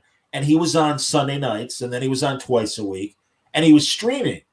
And that's so initially hearing that and hearing Jonah, and it's really before I had thought or had heard of the phrase podcasting. But at first I started in 2005. Well, actually, I guess I read that Wire magazine article from November of 2005, which explained podcasting. The famous, the one, A lot of people talk about that one. Internet radio. Yeah, we were all inspired. I mean, I consider myself part of that original generation, the OGs of podcasting that started. Who do you consider to be the pod? Who do you consider to be your peers? Like the first Augie DeBleek was doing. Oh, I remember Augie, man. He used to do those 15-minute. I used to love his previews. He would just go through previews and boringly read out, and I would just listen to it like it was a Zapruder film. Chris Marshall with Collected Comic Library, yeah. Yep. So Chris was an OG. There was Leah Taylor, who did I Read Comics, and she was out of San Francisco. Yes. Indie Spinner Rack. Indie Spinner. I feel like they came a little bit after you. I don't know. Okay, I remember listening to that Texas guy and listening to an Alan Moore interview that I still reference in my head. Well, when I do writing. Charlito and Mr. Phil also interviewed Alan Moore, and Frank, no offense to Scott, but I think did a much better and bigger job. And then, of course, Comic Geek Speak started a couple of months before me. Those are my boys, yeah. I know, and that's good. And then also later in that year, near the end of the year, like November of 2005, but I still count them as one of the OG groups, iFanboy. What about Around Comics? You skipped one. Oh, well, in with all due respect to Around Comics, they came a couple of years later. Not years. Well, 1 year at least, if not two. Because they were my. Forgive me, guys, if you're watching. I will. Oh man, Sal will reach out. He'll know. Yeah. No, I love Sal. I am so glad that they are back doing what they're doing. And last year when DC, oh look who's here, Augie DeBleek, everybody. Oh, hold on 1 second. Those previous shows took forever to record and edit. Glad you liked them, Tom. Very nice. Love them. Like is too low, man. I love those things. And Julio points out Leo Laporte. Absolutely. I just wasn't aware of him, Julio. You're absolutely right. I mean, Leo Laporte's the real, he or Adam Curry, formerly of MTV.com. Those are the real podfathers. I'll accept it from a comic book standpoint, just as a funny way of referring to me. It's like I'm not gonna turn it down. It's pretty cool sounding to me. But they absolutely preceded me by a good year, and they started in 2004. Really created the concept, which inspired that Wired magazine article and stuff. But yeah, I mean, they were close enough to the beginning, but as far as I was concerned, 2005 is kind of we're the Mercury 7, if you want to put it in astronaut terms. And they're Gemini astronauts, the Around Comics guys. That's cool. They're part of like the Gemini 9, but there can only be 7. Then I always think of it different. Because I started with Around. I started in 2006. I was overseas. I was on the Pak-Afghan border by myself. And for me, it was iTunes that changed the game. That's how I remember it. Like we were all illegally downloading between 1999 to 2005, and then iTunes is like, what if we made this legal? And so we paid $1 for songs, and then there was like they just put a podcast. They made it easy. You didn't have to go to a website and download anything. It was suddenly safe and familiar. No, you're right. And that's when it started. Because in 2005, I was just posting my interviews on my website. But in the summer of 2006, someone's like, you're basically doing a podcast. You ought to put your stuff over there. And I said, oh, okay, great. But I had been doing it for 15 months before. It was really September of 2006 that when I started putting my stuff at iTunes. And yeah, man, God, we would all watch Podcast Alley was a great aggregator and kind of gave a count of how people were doing. And there were one or two others. And, oh, God, if I made it to the top 100 list, I was so excited. And it was every genre of podcasting. But every now and then, because of the good graces of the guests that I was able to get so early and stuff, yeah, I'd have a big episode, and it would tick high enough that it would register on these lists, and it was really exciting. It was thrilling. Well, at least the way I remember the odds, and I could be wrong, but it seemed to me like comic book people were on the edge of technology. They were the first people on Twitter I knew, the first people on podcasting I knew. Message boards. It was like, because our community could not communicate through mainstream media.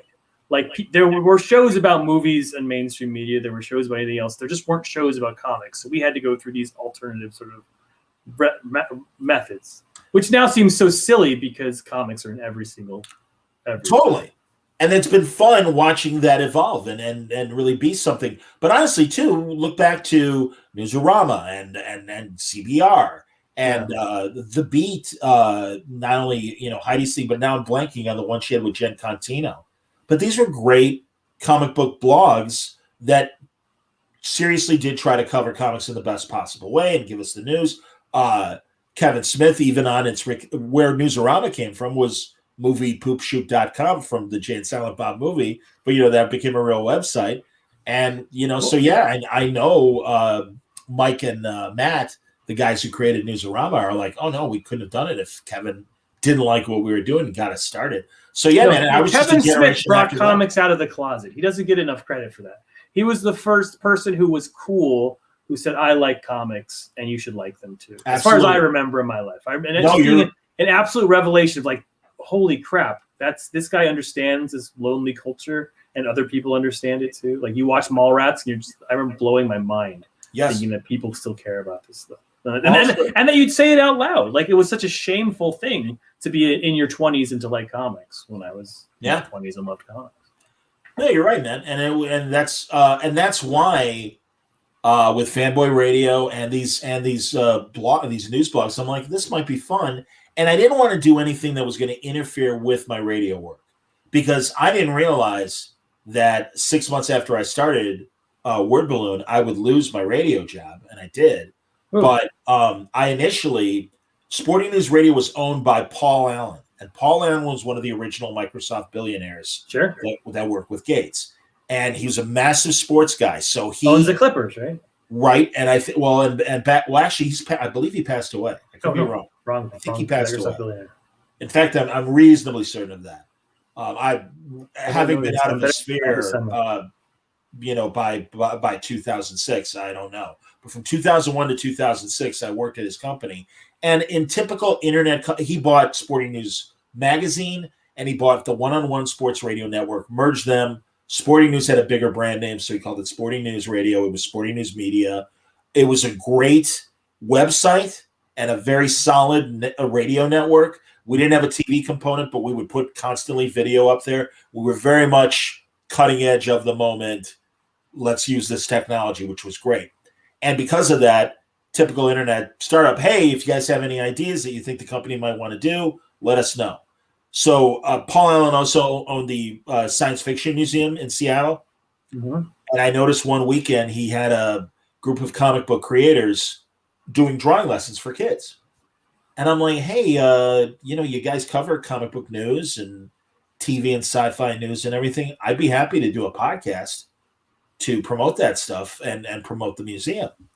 And Allen's people got back to me and said, great idea, not interested. But that sounds fun. You ought to do it yourself. And thank God they didn't take it. I mean, I think I probably would have taken, if they hadn't wanted Word Balloon, I'm sure I would have, or if they did want Word Balloon, I probably would have come up with a different name and moved forward.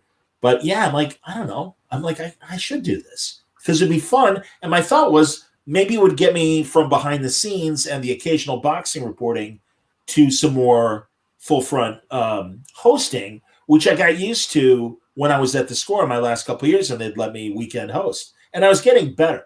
I was getting a lot better. And but this opportunity at Sporting News came. I thought I was going to be able to do more broadcasting. And then they had a change in program directors, and it went from a guy who really liked me to a guy that really didn't like me. And that's what are you going to do? That's what happens sometimes when you change bosses.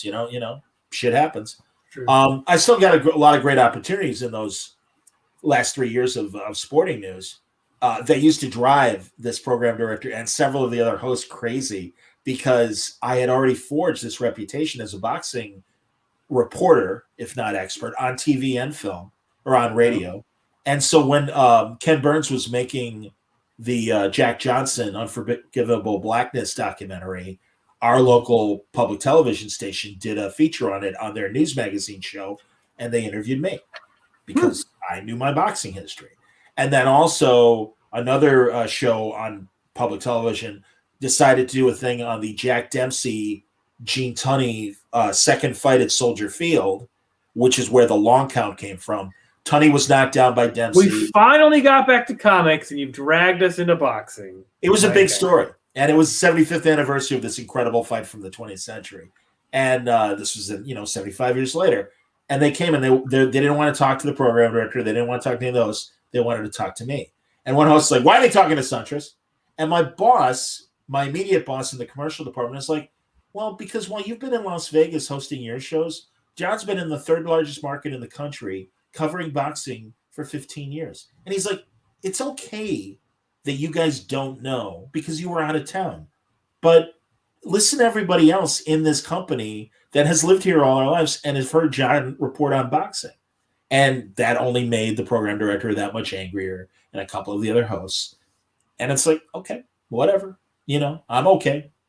And thankfully I survived and moved on. Then I was doing, and someone had asked earlier about one of my radio stations. I primarily was just doing commercial work for a couple music stations. So, and then thankfully, things changed. But regardless, Word Balloon was building up during this time, slowly. And it was a hobby, and it was a fun hobby, but the audience kept growing. And thankfully, because of people like Brian Bendis and Greg Rucka and Ed Brubaker and Matt Fraction and Gail Simone and Kelly Sue. And sadly, back then, there weren't that many writer-artists that I could. Colleen Doran came on early on, which was terrific. And I'm so glad that it is. Who was your first? Do you remember your first interview? Yes. Was it Draco? I just had that in my head. I did 4. I had to think for a second. Jeff, no, because Jeff was even a couple days later, Jeff Parker, or maybe a couple weeks later. But the first 4 I did were Brian Azzarello. I know I put up 4 episodes. How did you contact him? You're like, "I'm random boxing guy. You want to come on the internet and talk to me?" And they're like, I don't know. And Brian Azzarello, who, he's an awesome guy, but he'll express his mind to you. And by the way, I should just confirm that Paul Allen did pass away. Oh, and yeah, he owned the Trailblazers and the Seahawks. Absolutely. Thank you for that information. Yeah, and okay. So the first 4 guests, because I started wordballoon.com May 10th, 2005, and I had Azzarello, I had my buddy Douglas Klamba, I had and I know Mark Andreyko, and I said Andreyko. Oh, good job. And God bless it, the guy in charge of Moonstone Books here in Chicago, and I cannot believe I'm blanking on his name. But my initial thought with Word Balloon was to make a video documentary. And I partnered with this local video guy that we were friends, and we knew each other from going to Comic-Cons and things like that. Azzarello's a Chicago guy. What's that? Azzarello's a Chicago guy? Yeah, well, he was he started in Cleveland, but yeah, he was in Chicago. And I don't know if Brian knew my radio stuff or not. No, excuse me. It was not Andreyko. That was later. Max Allen Collins was my 4th original interview. And at first it was talking to all these Chicago guys about crime comics and current creators that make crime comics, the history of crime comics and stuff. And with Max, not only did I want to talk about Road to Perdition, but I also wanted to talk about his work on Dick Tracy and the history behind Dick Tracy and Chet Gould, that even though it premiered in Detroit, he was making the comic strip here in Illinois and for the Chicago Tribune Syndicate. So while it first broke through in Detroit, it really was a Chicago product. But my video guy kind of flaked out on me. So I had all the audio from those interviews, and I'm like, what do I do with them? I'm like, I'm going to start a podcast. So that's how Word Balloon began. Wow, that's amazing. And did you consider, because you talk about those original Podfathers, like 80% of those guys, the iFanboys, the Around Comics, the CGS, those are dudes talking about the comics that come out that week. You were all interview all the time. You never consider sort of doing a review show or whatever? No, because again, I mean, first of all, those shows are great, but I really felt like, who the fuck cares what I think of a comic book? I like this comic book because, and I was saying that's how these guys sounded. They did great. That is it just wasn't perfect impression of pants. I enjoyed. Seriously, of all the Comic Geek Speak guys, my greatest friend of that group is Brian Christian. I love Pants. People know that. And it is one of my favorite friendships in podcasting that I've ever made. No question. Same here. Same here. He's a All the good love. guy. He's a really, really good guy and very earnest. And I love that the various friendships with yourself and the Bensons that Brian has forged over the years. Now he's a good dude, and also had a great perspective for those years he was working at Toys R Us.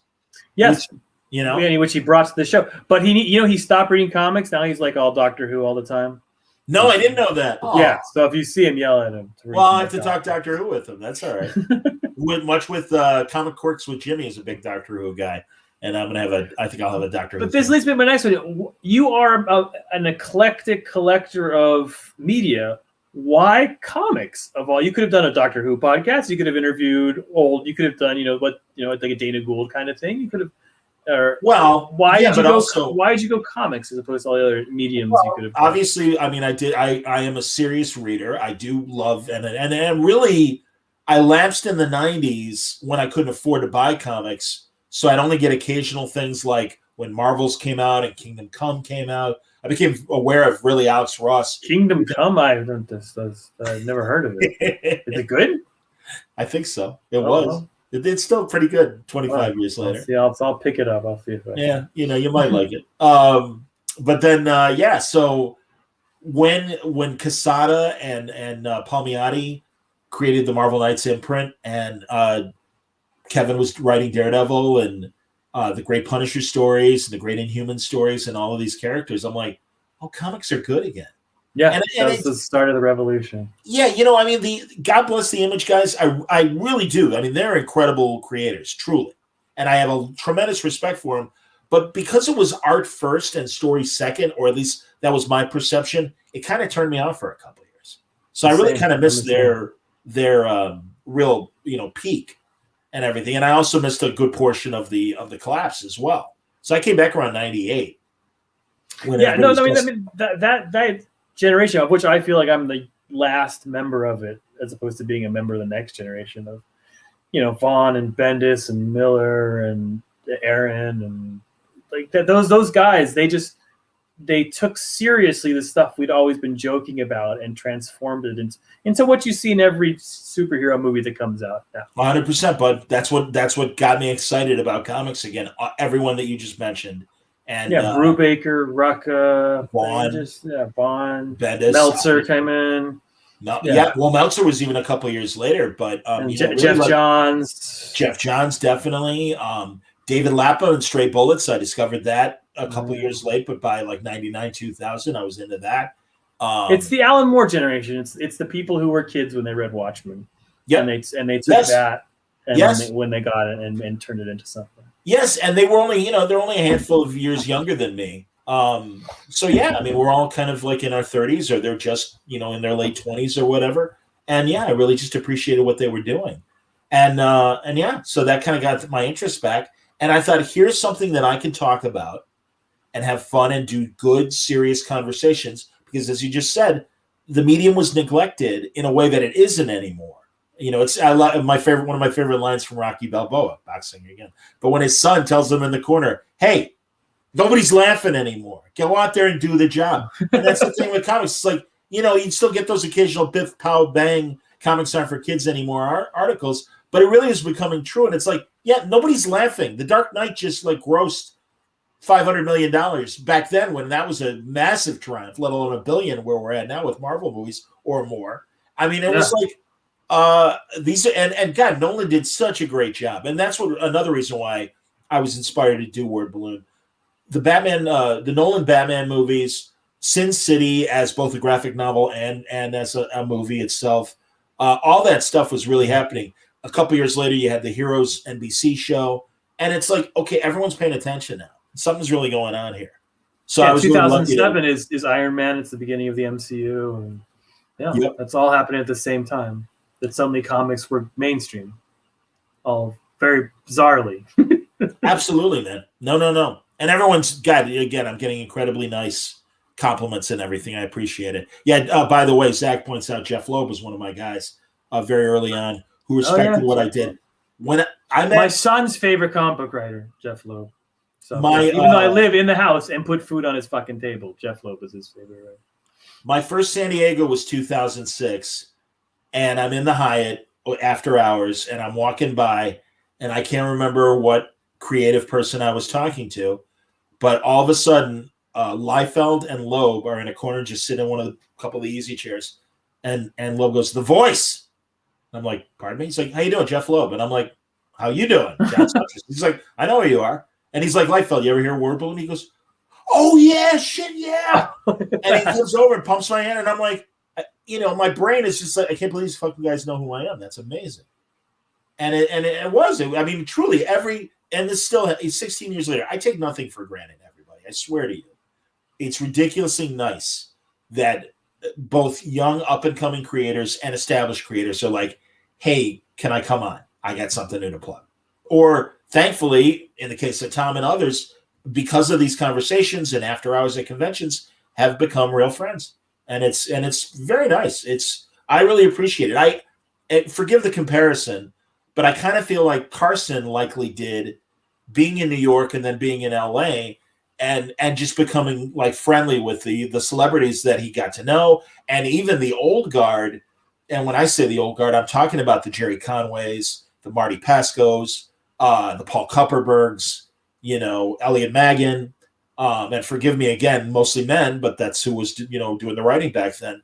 It was a pleasure. Ron Turner, it was wonderful to meet Ron Turner, and I need to get him back on Word Balloon. I mean, it's just like what a thrill to meet my original storytellers. God, Denny O'Neil. I mean, Denny was one of my first, Batman writers as a little kid. To get to meet him and kind of get to know him on a level and have such great, intense conversations. I'm still heartbroken that I lost Denny and Marty. We all lost Denny and Marty last year. Marty Pascal, that really fucking hit me hard because he and I really became good friends.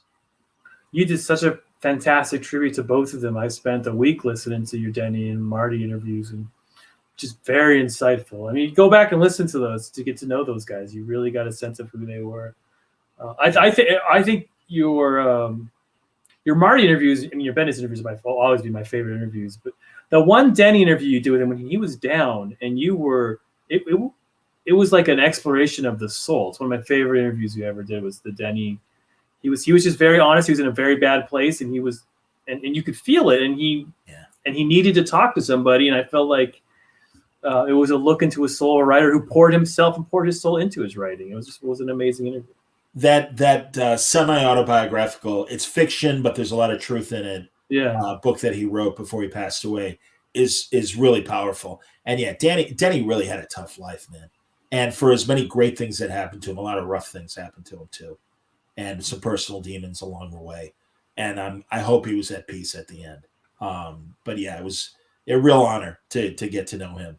Neil Adams coming on, it was always a joy. I hope he'll come back. Oh my God! I remember your first Neil Adams interview because you asked him about the Earth, and he went through it. You went into it, dude. He's given me all these great stories of the comics in the 60s and 70s, and I'm like, hey Neil, I know you're into this. Explain it to me. Help me out. And again, without any like, it's like, no, you played it right. It's fine. It would have been great to have met Otto Binder, the wonderful writer from the 40s through the 70s, and he believed in the white noise, hearing ghosts and stuff just from the white noise of audio tape. He was a real believer in that. Comic book. You put that in a Rorschach. Yeah. So why not? Why not? Yeah. No, you got. So now, can I ask some of like the nerdy questions you thought I'd ask? Probably. Like, all right. Best interview in your mind. If you're on a desert island and you're there with your dream Bond girl, and she's like, I want to know John Suntress to determine if this is going to be, what do you give her? Be like, this is the best example of me. Well, although she wasn't technically a Bond girl, but she was an Austin Powers girl. Well, sit down, Elizabeth Hurley. I'll be happy to tell you. There you go. Word balloon. Man, wow. I got to tell you. And it's so, forgive me, everybody, because this probably sounds a little misogynistic, but it is so nice to be attracted to a woman that truly is of my age group and not feel bad about it, as opposed to like, I feel like I'm getting older and it's like, oh man, I don't want to like, young women. It's like, all right, that's nice. You could be my daughter. Hell, soon you could be my granddaughter. It's like, no, that's not cool and everything. So anyway, all right, enough icky stuff. Well, Elizabeth, No, honestly, one that I But we was can rephrase it if you wanted the president of the United States is there and you want to impress Mr. him. Obama. Well, Mr. Obama, Mr. Biden's there, and he's Mr. like, Biden. Mr. I want to be in I'd your asking him. cabinet. This is my thing. Yeah, I'd be asking we Mr. can Biden what rephrase comic books he read. A couple come to mind of recent years. I was really pleased with my Kareem Abdul-Jabbar conversation because he really opened up in a way that I've never heard him open sports, up. this motherfucker. Well, I talked to all my buddies that are, real sport pros and have been. No, it was a hell of an interview. It was a hell of an interview. Well, I'm just like, what should I talk about? And they're like, well, he gets really bored with the same BS about the Lakers and the Bucks and UCLA and blah, blah, blah. They go, give him a challenge and you might get something. And his PR people were like, we don't want to intrude or dictate what you want to talk about, but can you give us an idea of what you want to talk about? I'm like, well, I just saw him at San Diego last year. And, he was coming out with his Mycroft Holmes novel and then graphic novel. And it was through the graphic novel Titan Comics set this interview up. Half hour. I'm like, he said he was a nerd growing up. I want to know where he bought his comics. I want to know what his favorite comics were. Did he know about the difference between the artists? Who were his favorite writers and artists? All that. And I said, and also, because I'm a big jazz freak, because of my cocktail generation parents, I really want to ask him some jazz questions. And they write back, this is great. He's going to love this. And I'm like, all right, good. We have a great conversation that went really well. Another guy like that, and I had a really initial bad experience with him, was J. Michael Straczynski. I was a little angry that he started those stories of Superman and Wonder Woman and very early on abandoned the stories. And Chris Robertson had to finish the Superman story, and Phil Hester had to finish the Wonder Woman story. And that really bummed me out because it took them off the chessboard as far as the rest of the DC universe. They could not be in Justice League stories, and it really screwed Dwayne McDuffie's Justice League comic book run because he couldn't use them. And it even got worse with Dwayne. It's a well-established story, and that's for another time. But crazy if that was a thing, because now who would care? Like if Dwayne McDuffie wanted to use Superman and Philip Kennedy was using him in his book, they'd be like, all right, there's no problem, just use it. Right. Like it would not be a thing to that. They finally figured it out. A good story is a good story. Continuity doesn't matter. That said, I was openly negative, and I told Phil and Chris, I'm like, you guys have a real thankless job because now you got to finish some other guy's story, and I was kind of shitty about it. So 2010, Straczynski's at C2E2, and I want to interview him because I'm a massive Babylon 5 fan. I love all of his comics. I love his Spider-Man run. I loved his Fantastic Four run, certainly Thor. Everything he did at Marvel, I thought was 500 is one of my favorite issues of all time. Oh my God. When Uncle Ben tells Peter you did good. Oh, yeah. Unbelievable. Yeah. So believe me, again, having lost my father at a young age, it's like, oh. So anyway, he's doing a signing at DC. I loved his Brave and Bold, by the way. I thought that was really fun. Oh, the Cliff Chang issue is one of the best issues of all time. Yes. Girls Night Out. Girls Night Out. Yeah. Yes. And I've told Cliff that as well. So he finishes, and I'm like, pardon me, Joe. Yes. And I'm like, hi, my name's Sean Suntress. I do a podcast called Word Balloon. He's like, I know who you are. And I'm like, oh. He goes, I'll never do your show. And he walks away, and I figure, maybe he heard these, episodes where I'm kind of shitting on him, or maybe his fans told him, hey, Joe, this guy's shitting on you. Here's a link, blah, blah, blah. I have no idea. When Becoming Superman came out 2 years ago, it was 2019. His PR people were like, hey, I don't know if you know, but Joe Straczynski's got a new book. It's an autobiography. It's called Becoming Superman. It will tie why he feels so strongly that he, relates to Superman as a character and how it made a big impact on his life. Would you like to interview him? And I'm like, oh, God, I'd love to interview him. Fuck. And I'm like, if Joe would like to talk to me, I would be very happy to talk to him. Please, let's do it. He comes on. We had a 90-minute conversation that went overtime, but thankfully he loved it and his PR people. And they're like, oh, no, Joe had a great time talking to you. And, man, I went into everything, all my Babylon 5 questions, all my comic book questions, all my real Ghostbuster questions that I leaned on my buddy Scoot McMahon because he was a massive fan of that cartoon, everything. And, he wrote for I listened to that episode. I remember it. Yeah, it was. I mean, so really that was one that I was so ready for, and everything paid off. And it's just like, okay, that was, and of recent years, 2019, that's really one of the best ones. I mean, a lot of them, including yourself and Rucka and Fraction and people, and Bendis certainly, we just fell into a rhythm of talking, and it was a lot of fun, and especially Brian early on. That was really where Word Balloon went from your average podcast that is lucky to get a couple dozen people to listen to you. But when hundreds started listening, and then even thousands started listening, was when Brian and I started doing the Bendis tapes. And that was just amazing. They were I remember driving home from CIA, from Langley to my house, and that was my favorite sort of stuck in traffic commute thing, was listening to you and Bendis talk. I still remember to this day Hickman writing in when he was just starting out, like, because you do a question thing for Bendis, and him being like, okay, I'm writing comics now. So when you put a dash, what does that mean as opposed to a ...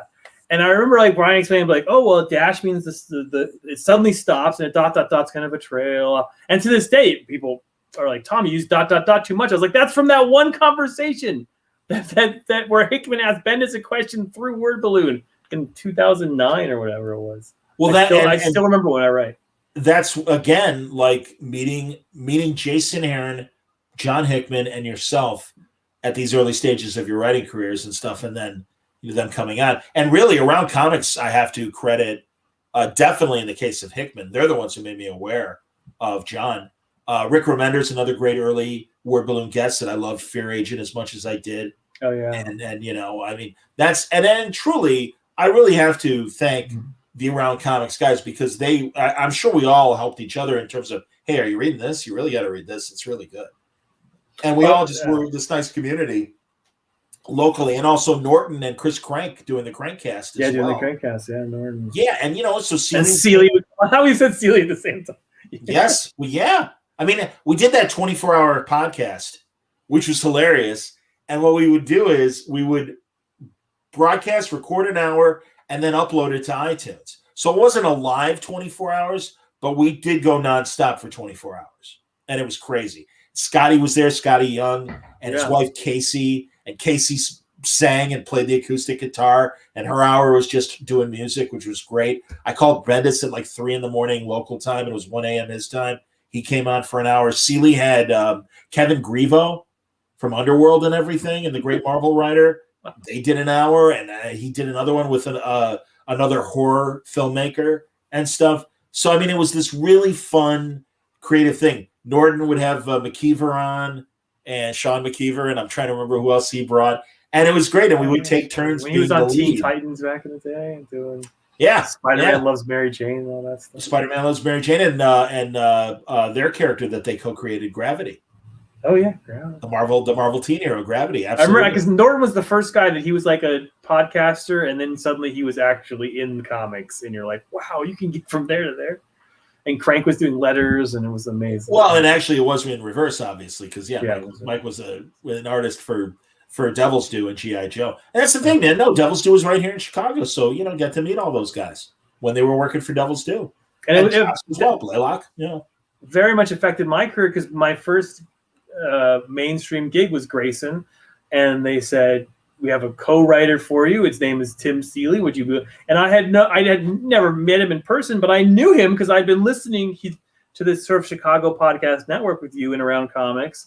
And I was like, yeah, Seeley's the nicest guy ever. I've spent hours with having him. And that made my career, teaming up with Tim and having him sort of show me the ropes.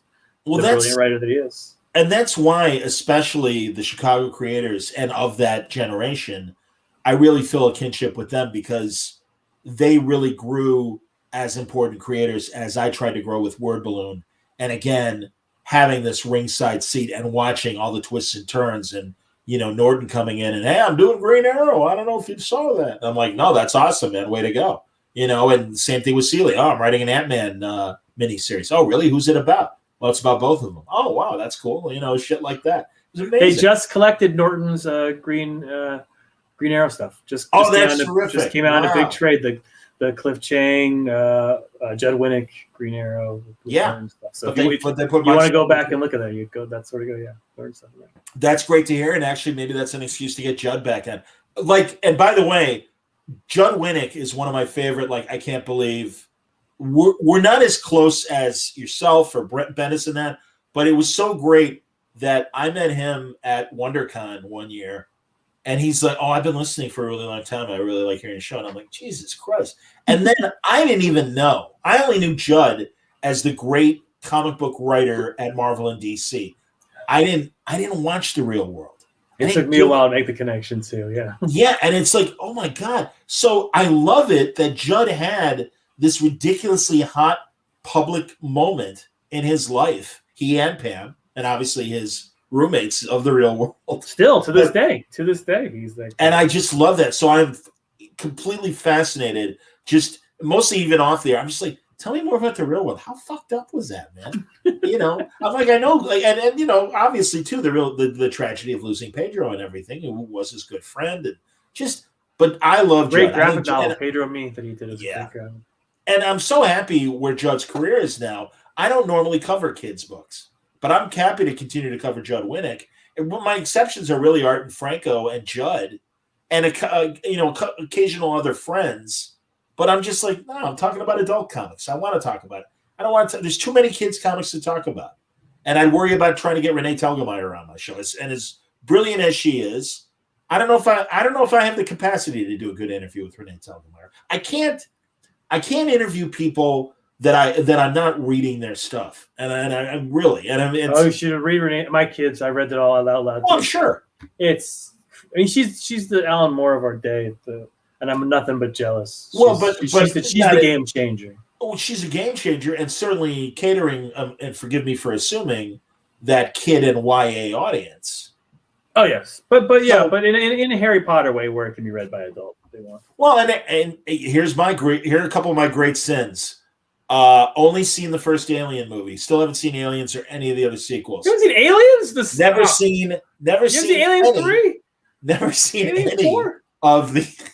of the I saw Alien versus Predator Resurrection or whatever, the one with Lance Henriksen, but that was a date. Watch Aliens with an S. What are you doing? I will. I know. One of the great sci-fi movies of all time. I know. I'll get to it. Get to it. Oh my God. Never have seen any of the Jurassic Park. Dinosaurs put me to sleep. Could care less. Just not interested. Was there any others? I mean, those are like the great obvious ones of like big budget movies that it's like, yeah, sorry, didn't.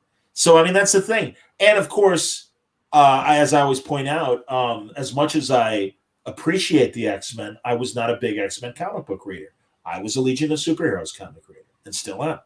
So what can I say? And I mean, John is doing Hickman this magnum opus with the X-Men. I am behind. I have Marvel Unlimited. And when John and I find time to have a new talk, I will be happy to have John on again. Right now he's busy. I always when people, including yourself, Tom, when they tell me they're busy, it's cool. You make the donuts. Please, I would rather have you make the donuts than me talk to you about making the donuts. I'm only busy with my children. Donuts, that's easy for. By the way, my buddy Don Lenz, a good boxing buddy of mine, just watched Soylent Green again. Everyone who just knows the Soylent Green is people, and I'm not spoiling because we all know that meme. You owe it to yourself to see the movie because it's a legit good dystopian movie with Edward G. Robinson with his last role. It's a good like sci-fi movie. I always say Heston, Michael York, and who's my third? Richard Chamberlain are the three great genre fiction action heroes of the 70s. And they are never talked about, and they should be, because they were carrying the sci-fi torch and the Musketeer movies, and Richard Chamberlain with the Shogun miniseries. And he also did, in the 80s, a TV movie, part 1, part 2, 2 nights of The Bourne Identity that is very good. It is nowhere near as great as the Damon movies, but it's very, very good. So, and it's on YouTube, so you guys should check it out. All right, John. You don't have to give me a name. No name required. Worst interview. Worst. Oh, I'll say it because thankfully we're like, things got nice again, and really I'm so pleased, and that's what happens when you stick around long enough. No. Marv Wolfman was really not into talking to me the first time I talked to him. Marv Wolfman, the nicest guy in comics. Maybe I caught him on a bad day. I know. At one point while we were recording. He's like, can I go to the bathroom? And I didn't have him on, especially with older creators. I'm like, look, I pee every couple hours like an old man. I don't want people, especially for a first interview. I'm usually like, is it okay if we go like 45 minutes to an hour? If that's too much, I'll take a half hour, whatever works for you. Marv's like, no, that should be fine. But I'm like, I would throw in jokes. I'm like, hey, wasn't it inevitable that a man named Marv Wolfman would end up writing Werewolf by Night? And he went, no. And I'm like, okay. And then I'm like, hey, can that's you tell true. us? Marv is a bad interview. It's true. I think it was the first time. It was 2007, 2006, something like that. And I'm like, can you tell me the origins of Crisis on Infinite Earths? It's in the foreword of every republished version of it. I don't really understand why I've got to go through it here. That's a pretty good Marv. So he was kind of tough on me. Oh, that's hilarious. Pardon me, but mentioning my action heroes. No mention of Doug McClure. Yeah, you put Doug McClure in that 70s genre fiction team photo. There's no question about that. Anyway, so it was a rough interview. I'm like, all right, fine, whatever. He really loves Art and Franco, my buddies that do Tiny Titans, and obviously they were inspired by Marv and George Perez's Amazing Titans run. Of course. And at conventions, we'd end up the three of us together because we just would kind of, get hotels room together. And they were like, if we didn't have plans with other people, we would definitely have dinner or whatever. So he'd run into us all the time, the three of us. And then I got to interview him a couple times for the Salt Lake conventions, the Fan X conventions that they invited me to moderate panels. And we had two really good conversations there.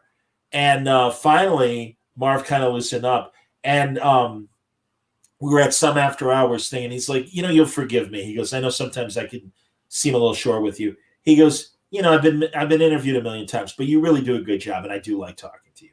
And that was great. And then we had some great on-stage panels together. And those are the last couple of times I've talked to him. I saw him in San Diego. He's always part of that great panel of all the guys and women that write licensed paperbacks that are adaptations of, known license things. Yeah. So, not only obvious like Star Trek and Star Wars and comic book stuff, but like, Max Collins for a while was writing CSI novels and graphic novels. It could be any. John Mayberry's another creator like that. And Marv was doing, a ton of stuff. And I'm like, hey, can we talk? And he's like, is it okay if we don't? And he goes, no personal disrespect, but, and I'm like, Marv, I don't want you to do anything you don't want to do. I'm just trying to help you sell books. I go, but it's totally cool. And actually another dear friend of mine that's a creator was a little concerned that the only times I call him is if I want something. And I'm like, no, dude, we're friends. I'm like, if you never want to do and this is not Brian Benson I'm talking about. Just let's make that clear. If you never want to do my podcast again, you don't have to. But that said, I'll be goddamned if I'm not going to fight for you to stay my friend because we like each other. We're friends. We became friends before I started doing the podcast. Stop it.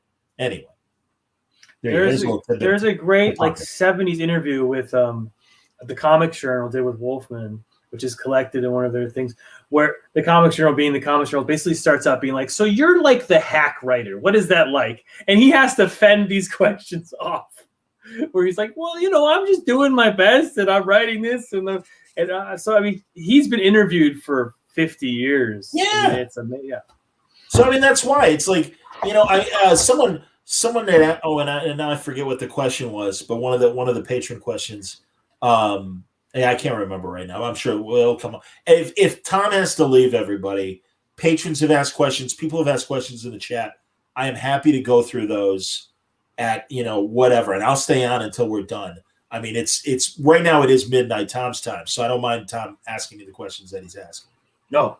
So let me know, patrons, if you hate all my questions, because then I'll be mad at you. Nah, stop.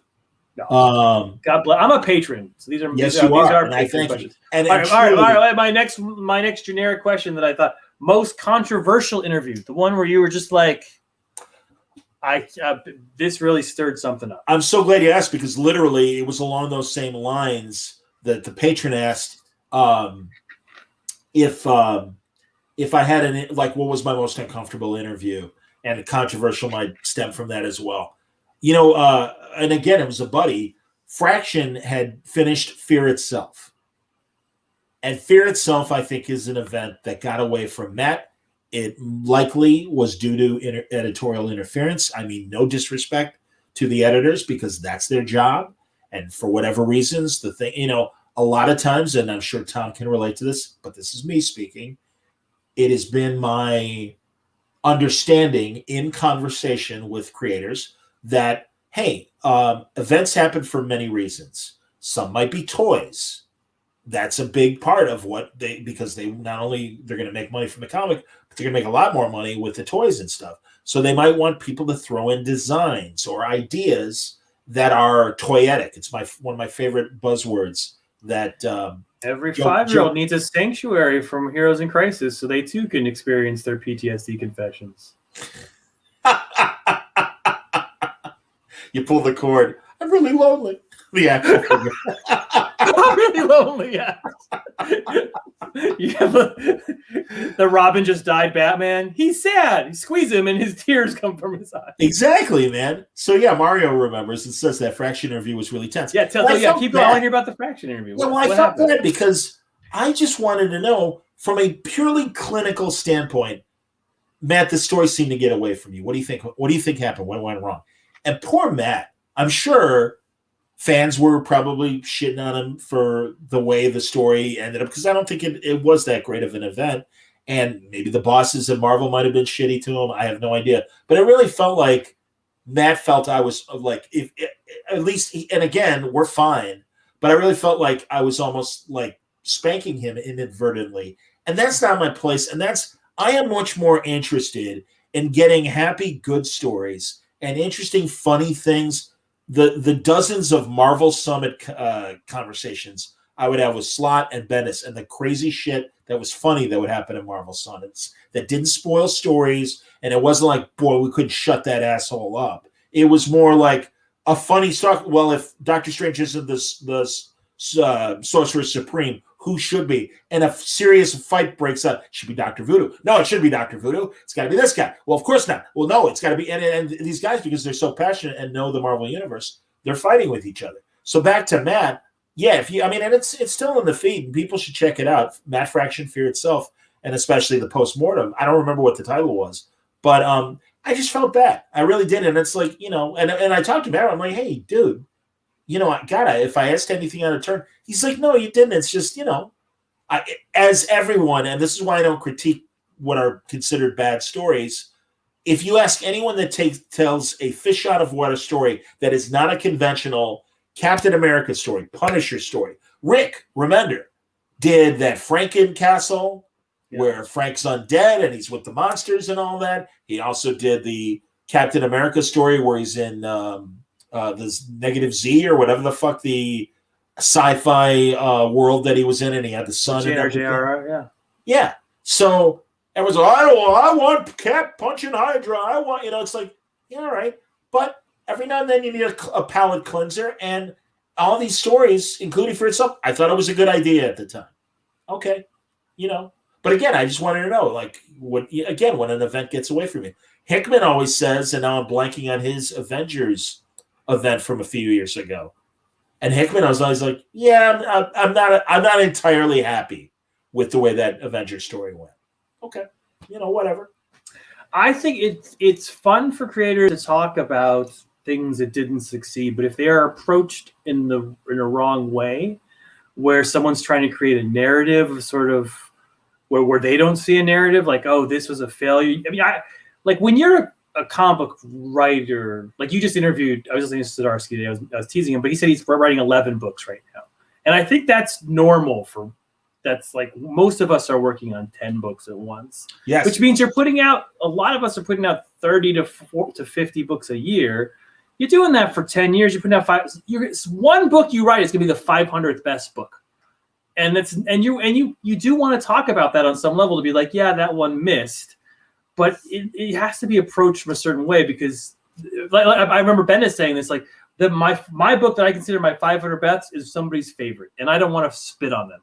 So it's tough for creators to talk about what went wrong without spitting on people, because you see, even in stuff I've done where I was like, man, I really missed. I'll be like, but that one page, that one moment, I really fucking nailed that. And so I don't want to throw out the baby with the bathwater kind of thing. No. It's hard to say. No, and also why I don't get more confrontational with my guests. I always say, and this stems back to my sports years, but I'll just use the quote. And I'm like, that's a guest, and the operative word is guest. When you invite somebody onto your show, it's like inviting somebody in your living room. Why would you start a conversation with somebody? You know why you suck? You know why you have no idea? I mean, God, and in fact, Chuck Austin, who I really have enjoyed my conversations with him over the years. I'm so glad he's back in comics, and I was happy to help him promote his latest comic book work. But I remember being in line for Darwin Cook, and Chuck was sitting next to him, and this big X-Men fan comes up and is like to Chuck, and he's like, "So you're writing the X-Men books?" Yeah. So you must really love the Juggernaut. He goes, "Oh, yeah, it's one of my favorite characters." Yeah, how come you really don't know what the fuck you're doing with him? Chuck's like, "What?" And he goes, "Well, I've been reading a long time. You really don't know what you're doing with the Juggernaut." No. And the guy had his girlfriend with him, and she's like, "Yeah, you really don't know." And he's like, "Well, I will just, I guess, agree to disagree." "Oh, no. I've been reading this for a lot longer than you've been writing it. Trust me, you don't know what the fuck you're doing with the Juggernaut." I'm waiting in line for Darwin is right there next to Chuck. He is like, I can't believe that just fucking happened. I mean, it was really quintessential Darwin. And Dan's like, well, not the first guy, or pardon me, Chuck's like, not the first guy that's said that to me. I felt so bad that I got out of line for Darwin and wanted to give like Chuck an immediate like positive moment. And I'm like, "Chuck, weren't you one of the Miracle Man artists?" And he goes, "Yeah, I did the infamous issue 9, which featured the childbirth of Miracle Baby and everything." And I said, "Yeah." I go, "Can you draw me a Miracle Man?" He's like, "Oh yeah, no problem." He goes, I haven't really drawn on in a long time, but yeah, I can do it." And this is what he did. Wow. So it's funny. I was going to show it later anyway when I show some of my original art. But yeah, so I got this. I mean, I blew it and could have gotten this incredible Darwin Cook because he was just doing amazing shit and just really was so quick and would do these beautiful quintessential Darwin Cook images. I don't regret it because, again, this is 2003. You can see it right there. But yeah, I got this great Chuck Austin Miracle Man instead. And I'm like, yeah, it's all right. That's a fair trade. So. I didn't know any better. I dipped in and read some Chuck Austin comics. I'm like, yeah, these are pretty good. Someone had to tell me later these were well. Okay, all right. All right. Biggest regret: the question you didn't ask. Well, my biggest regret topic you didn't bring up. The biggest regret would be a handful of creators that I got to meet and even cultivate a bit of a relationship with. Darwin Cook is a clear example of that. Joe Kubert, Jimmy and Amanda introduced me to Joe Kubert, Jimmy Palmiotti, and Amanda Connor. Never met him. Never met Darwin either. You never met Darwin? I was on a panel with him once when Sheriff launched. He had launched a book at the same time. And I was gonna, after the panel, you do a little powwow with all, and I was like, "This is my moment." Because Darwin's, my top 5 favorite artists of all time. Oh, good Lord, yes. And a fan came up to me and started talking after the panel. I turned around, and he was gone, and then he was gone from life. Less than a year after that. I never got to meet him. I understand. No, Darwin. Met him a couple times in San Diego, but then we were all in an Orlando convention that my buddy Mark Hammond, the manager of IAC Comics in New York, Harrison, New York, I believe, he had me down, and Darwin was one of the guests, and we all hung out a couple nights during that convention. That solidified a rapport with Darwin. And then God, every time one of his new Parker novels would come out, I'd see him in San Diego. I'd get him to autograph them for me, and no, he was great. And then, yeah, sadly, he got really sick, and I never had the opportunity to interview him.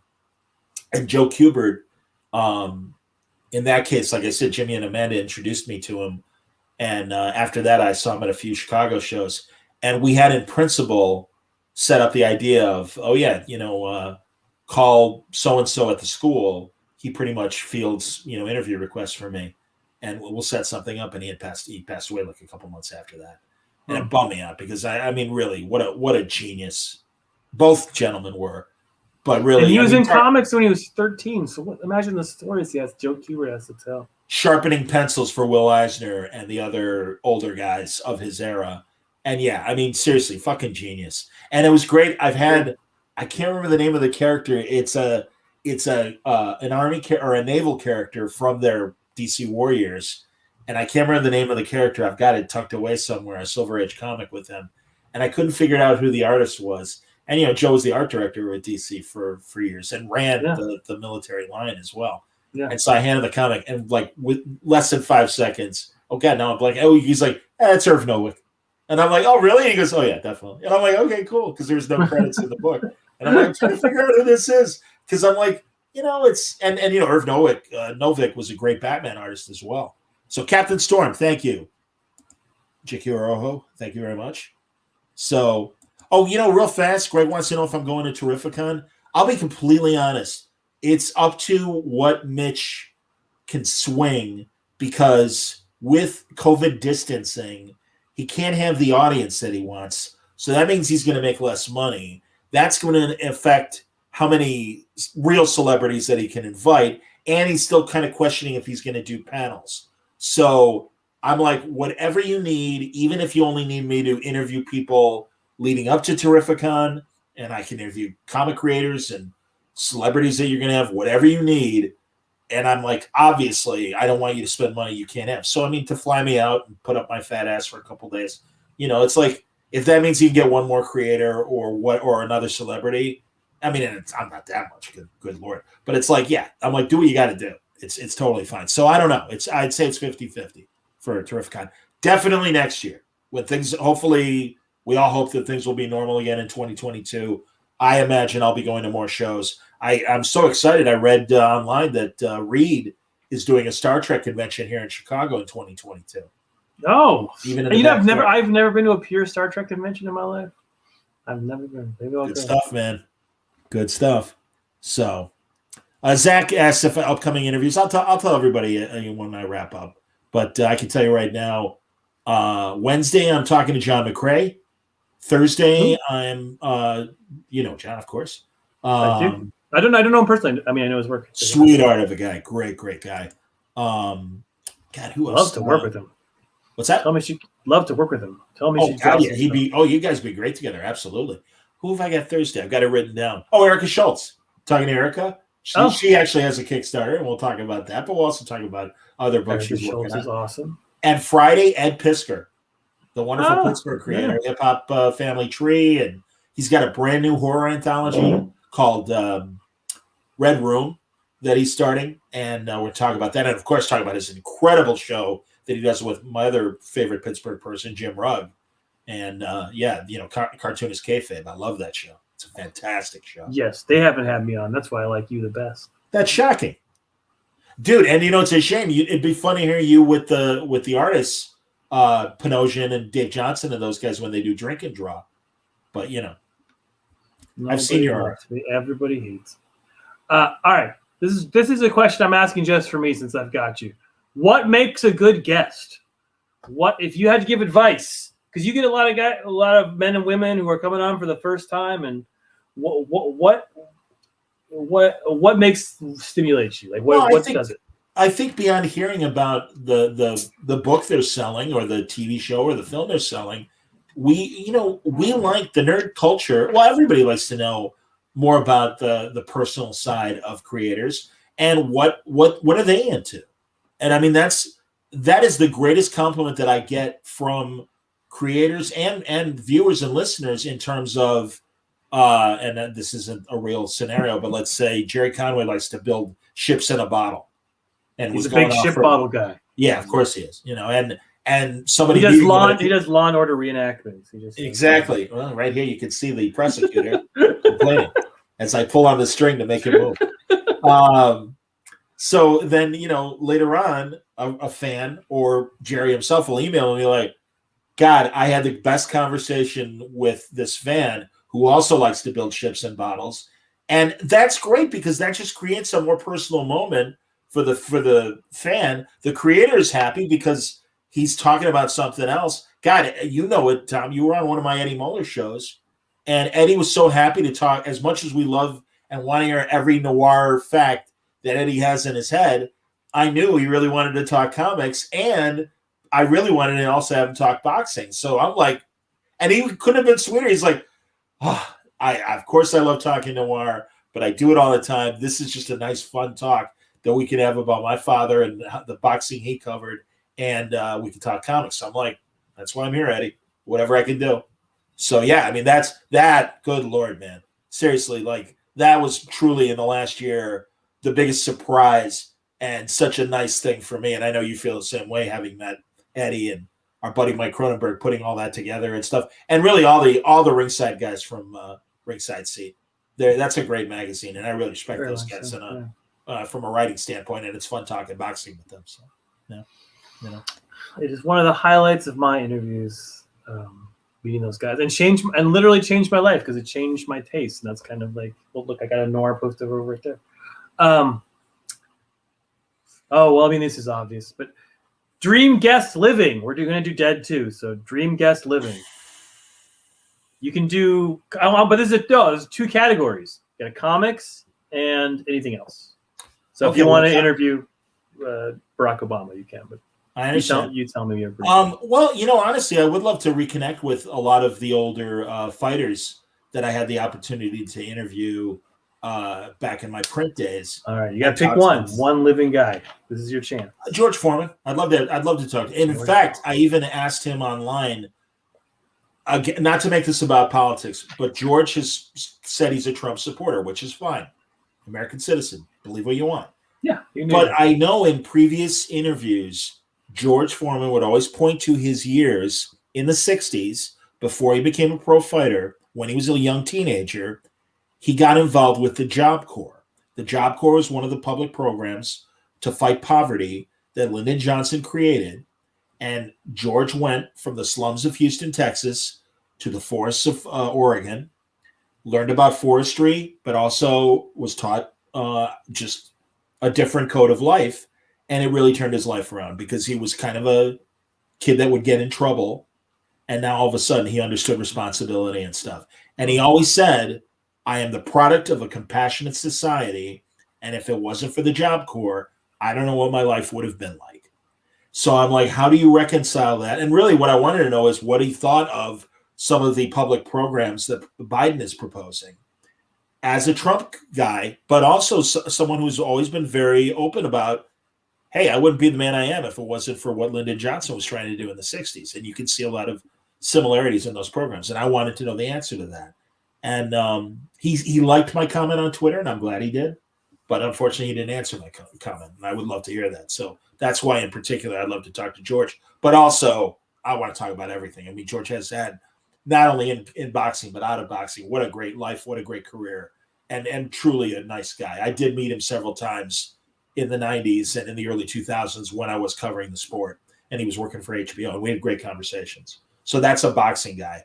A comic book guy, I'll tell you someone that I have tried to get, and it's one of my original storytellers, but he seems to not want to be interviewed, at least in an audio or video way. Cary Bates, the great Flash writer, and the great Superman writer, and the great Justice League writer.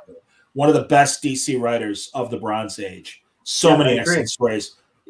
Have we talked before, Tom, about that great Elseworlds Superman story that he did in the last 10 years? They just reprinted it. I just got a comp of it in this last year. Oh, that's so good. Like a hardcover. I'm so glad. I want to say, yeah. It was always only available in single issue form.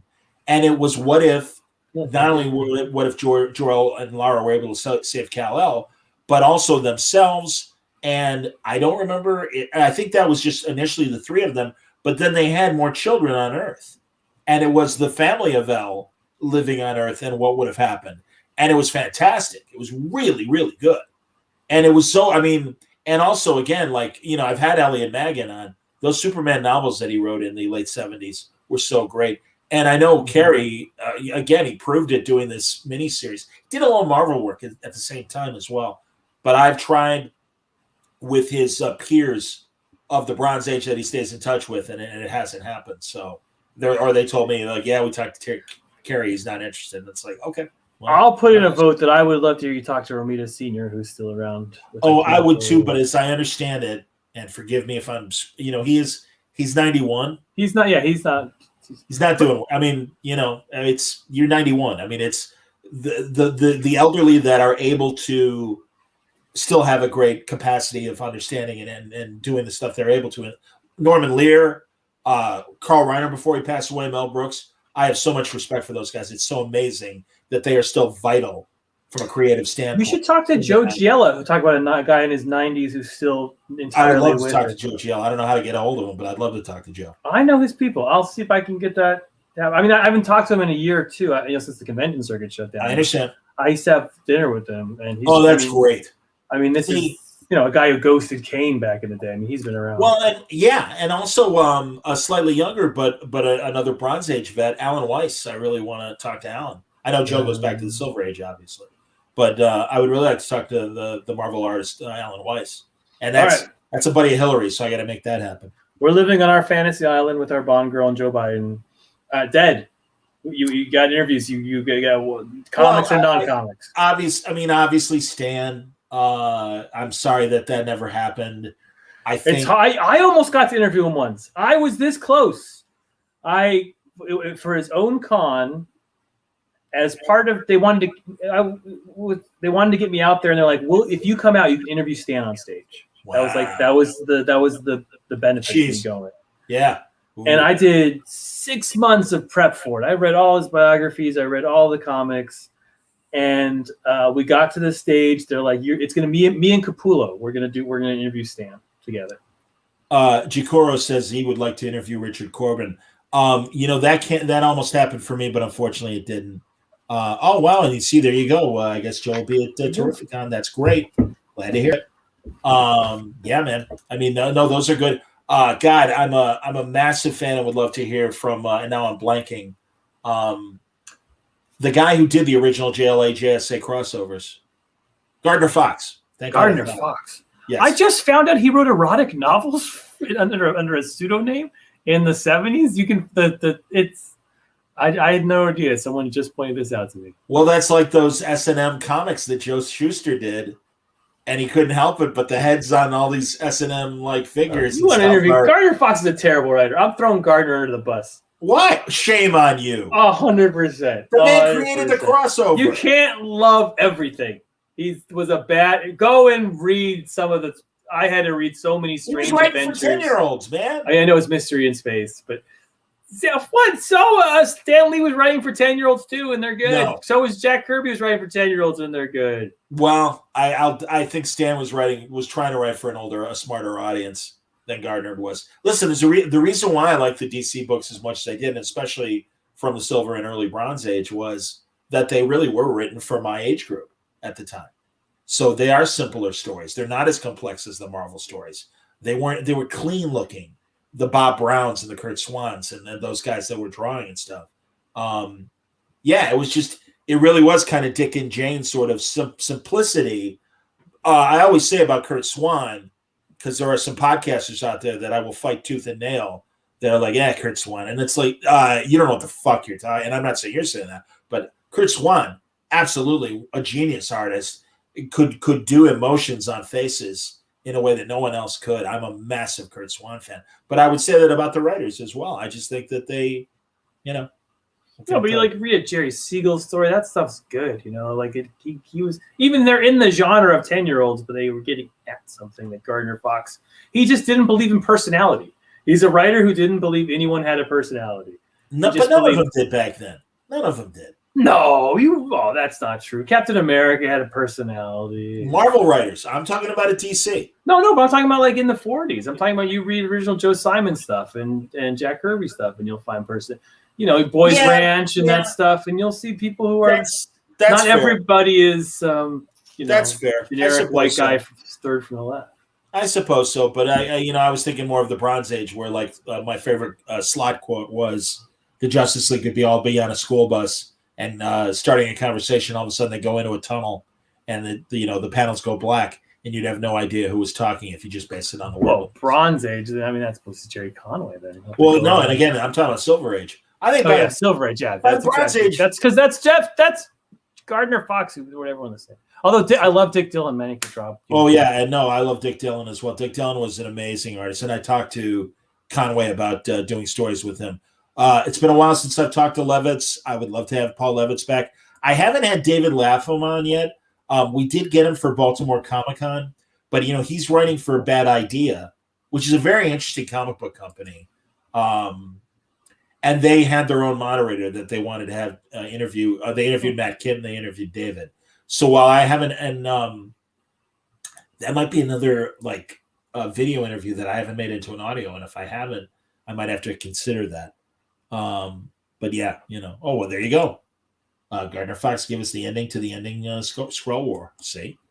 So. Sal Buscema's still around. It'd be a good interview for you. I would love to talk. He lives in Northern Virginia somewhere, not so far from where I am. I have a contact who I want to see if I can get lunch with Sal. I would love to talk to Sal. And speaking of Steve, he drew half of the Scroll War. That's what I think. And truly, there's guys. In fact, somebody coming up in the next couple of weeks will be Steve Grant, and I love Steve, and I love talking to Steve, and we happen to run into each other on Twitter, and I'm like, oh God, Steve, it's been forever since you've been on. Not since he was doing those sequel comics to Two Guns, and I'm like, let's talk, man. I'm go, we can talk about anything. I don't care, but I really want to. The guys that were there, that's my thing. Is let's fill in the blanks of some of the gaps in comic history or correct misperceptions. I just had Zach Crucy on last week, and he wrote that great Steve Ditko book recently. And I know there's I bought the Andrew Reisman book after you and I talked last, and I'm halfway through it. What do you think?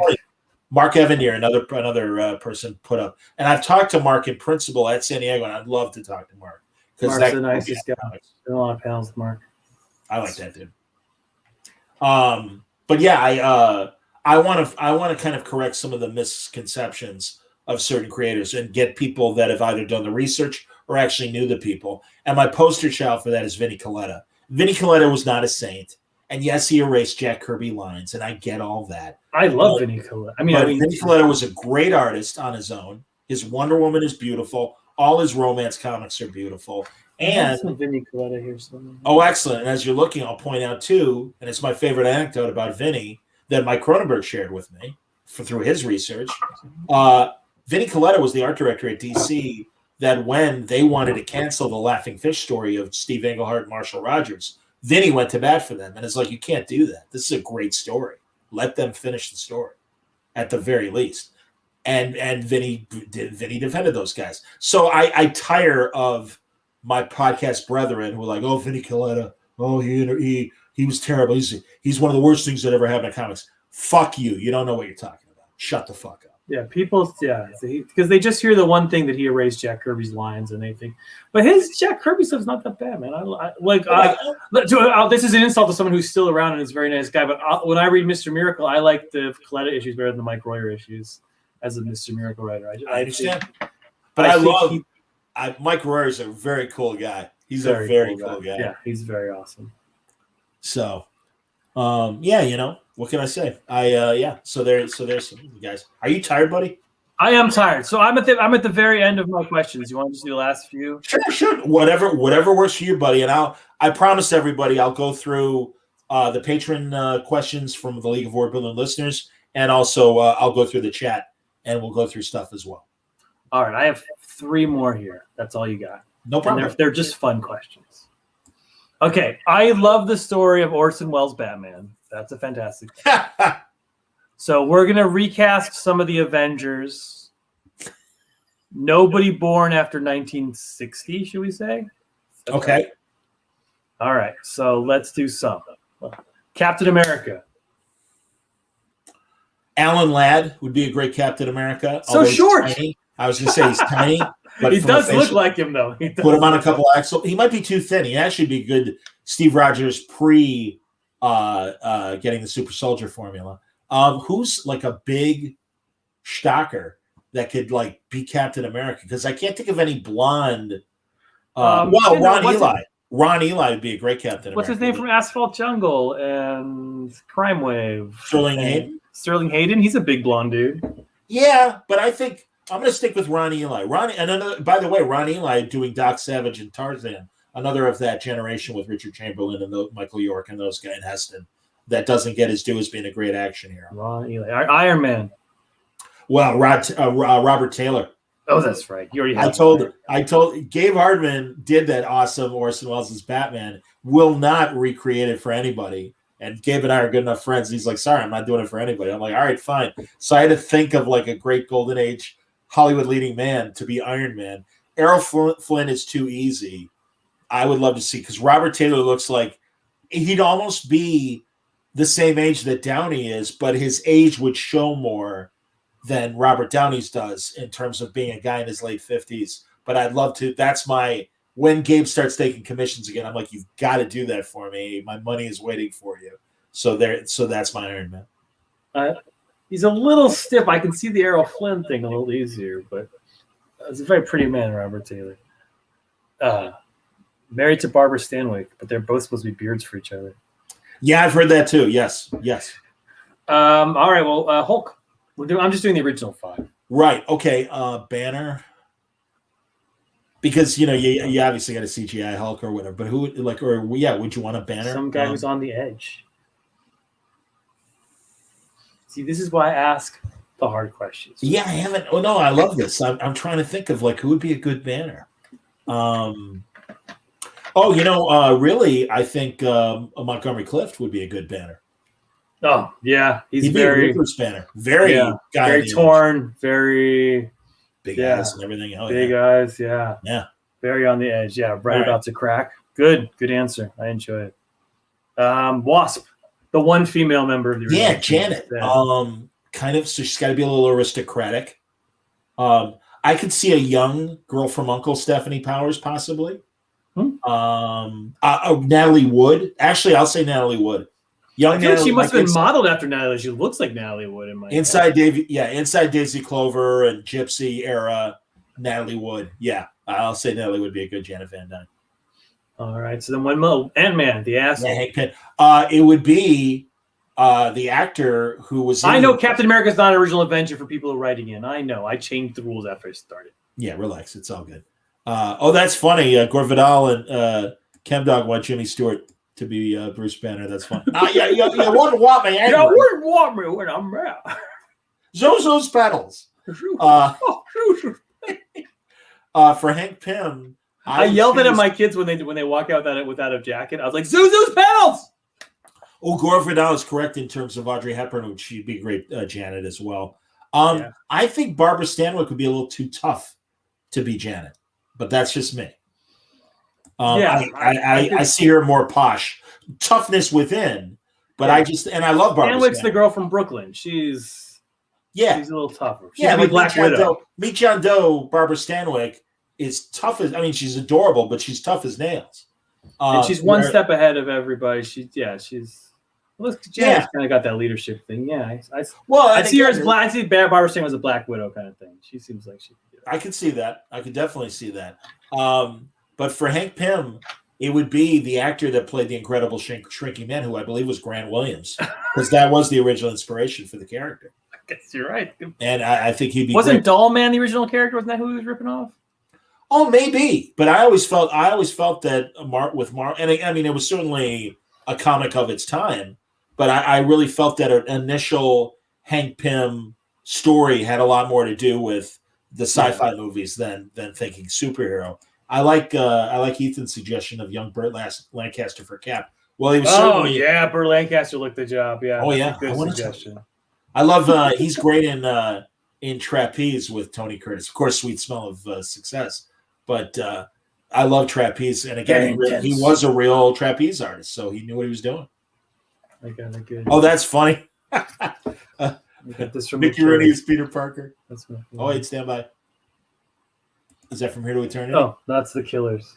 Oh, it's The Kill. Of course it is. It's Zava. That's Lancaster's first movie. Yes, Swede. I forget his last name. Started at the top, first and best. The Swede, yeah. I love Guilty Pleasure. Oh, I should have. Someone wants me to do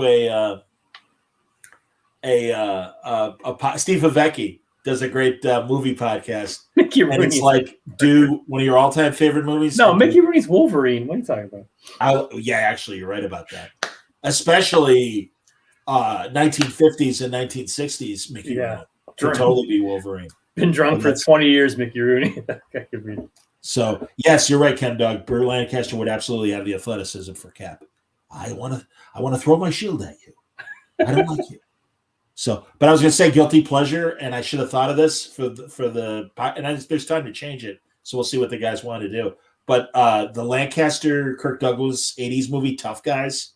Yeah, I like that movie. I love that movie. And it's a cheeseball movie. It's a cheeseball movie, yeah. But they are having so much fun. And Eli Wallach is like the secret weapon in that movie. He's a hitman, and he's an old man, but he's got Coke bottle glasses that are so thick. And his initial inclination is, I say we shoot the hell out of all of them. And at one point, they're robbing a train, and he's got a shotgun. And he's like, top of the world, ma!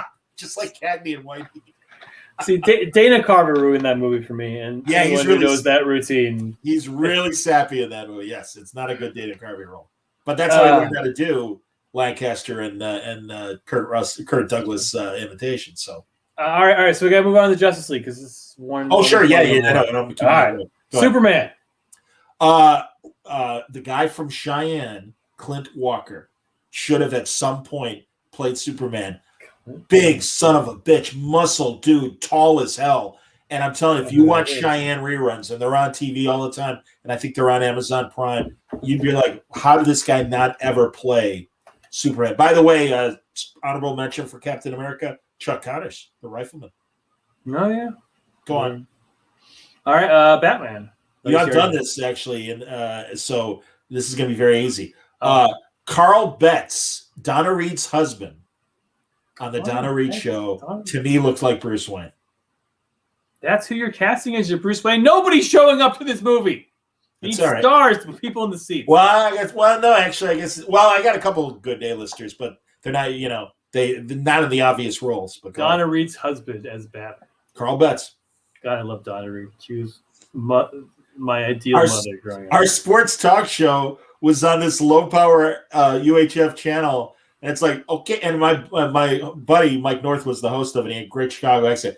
Hey, check out our next episode. It's on Friday night at 6:30. And I'd go right after Donna Reed. Right after Donna Reed. And it's true. And it's like in the late 90s and the early 2000s they were doing this TV show. Yeah, right after this early 1965 TV show. Come watch our sports show. All right, Wonder Woman, Donna Reed. Oh, yeah. Let's see. That's well, young Ava Gardner would certainly have the Mediterranean look.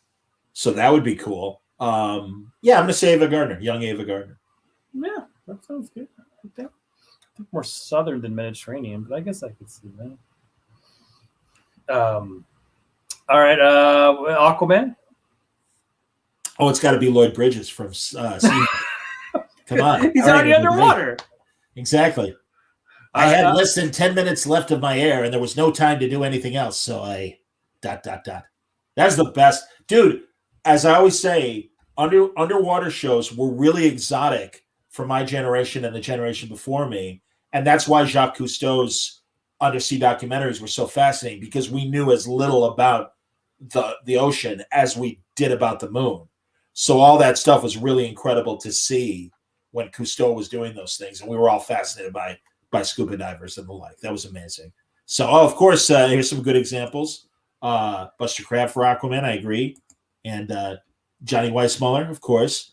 Gore Vidal says maybe Liz Taylor for Wonder Woman, I'm assuming. Every time you say it, I think someone's saying Gore Vidal for Wonder Woman. I was like, I just don't see Gore Vidal as Wonder Woman. Nice.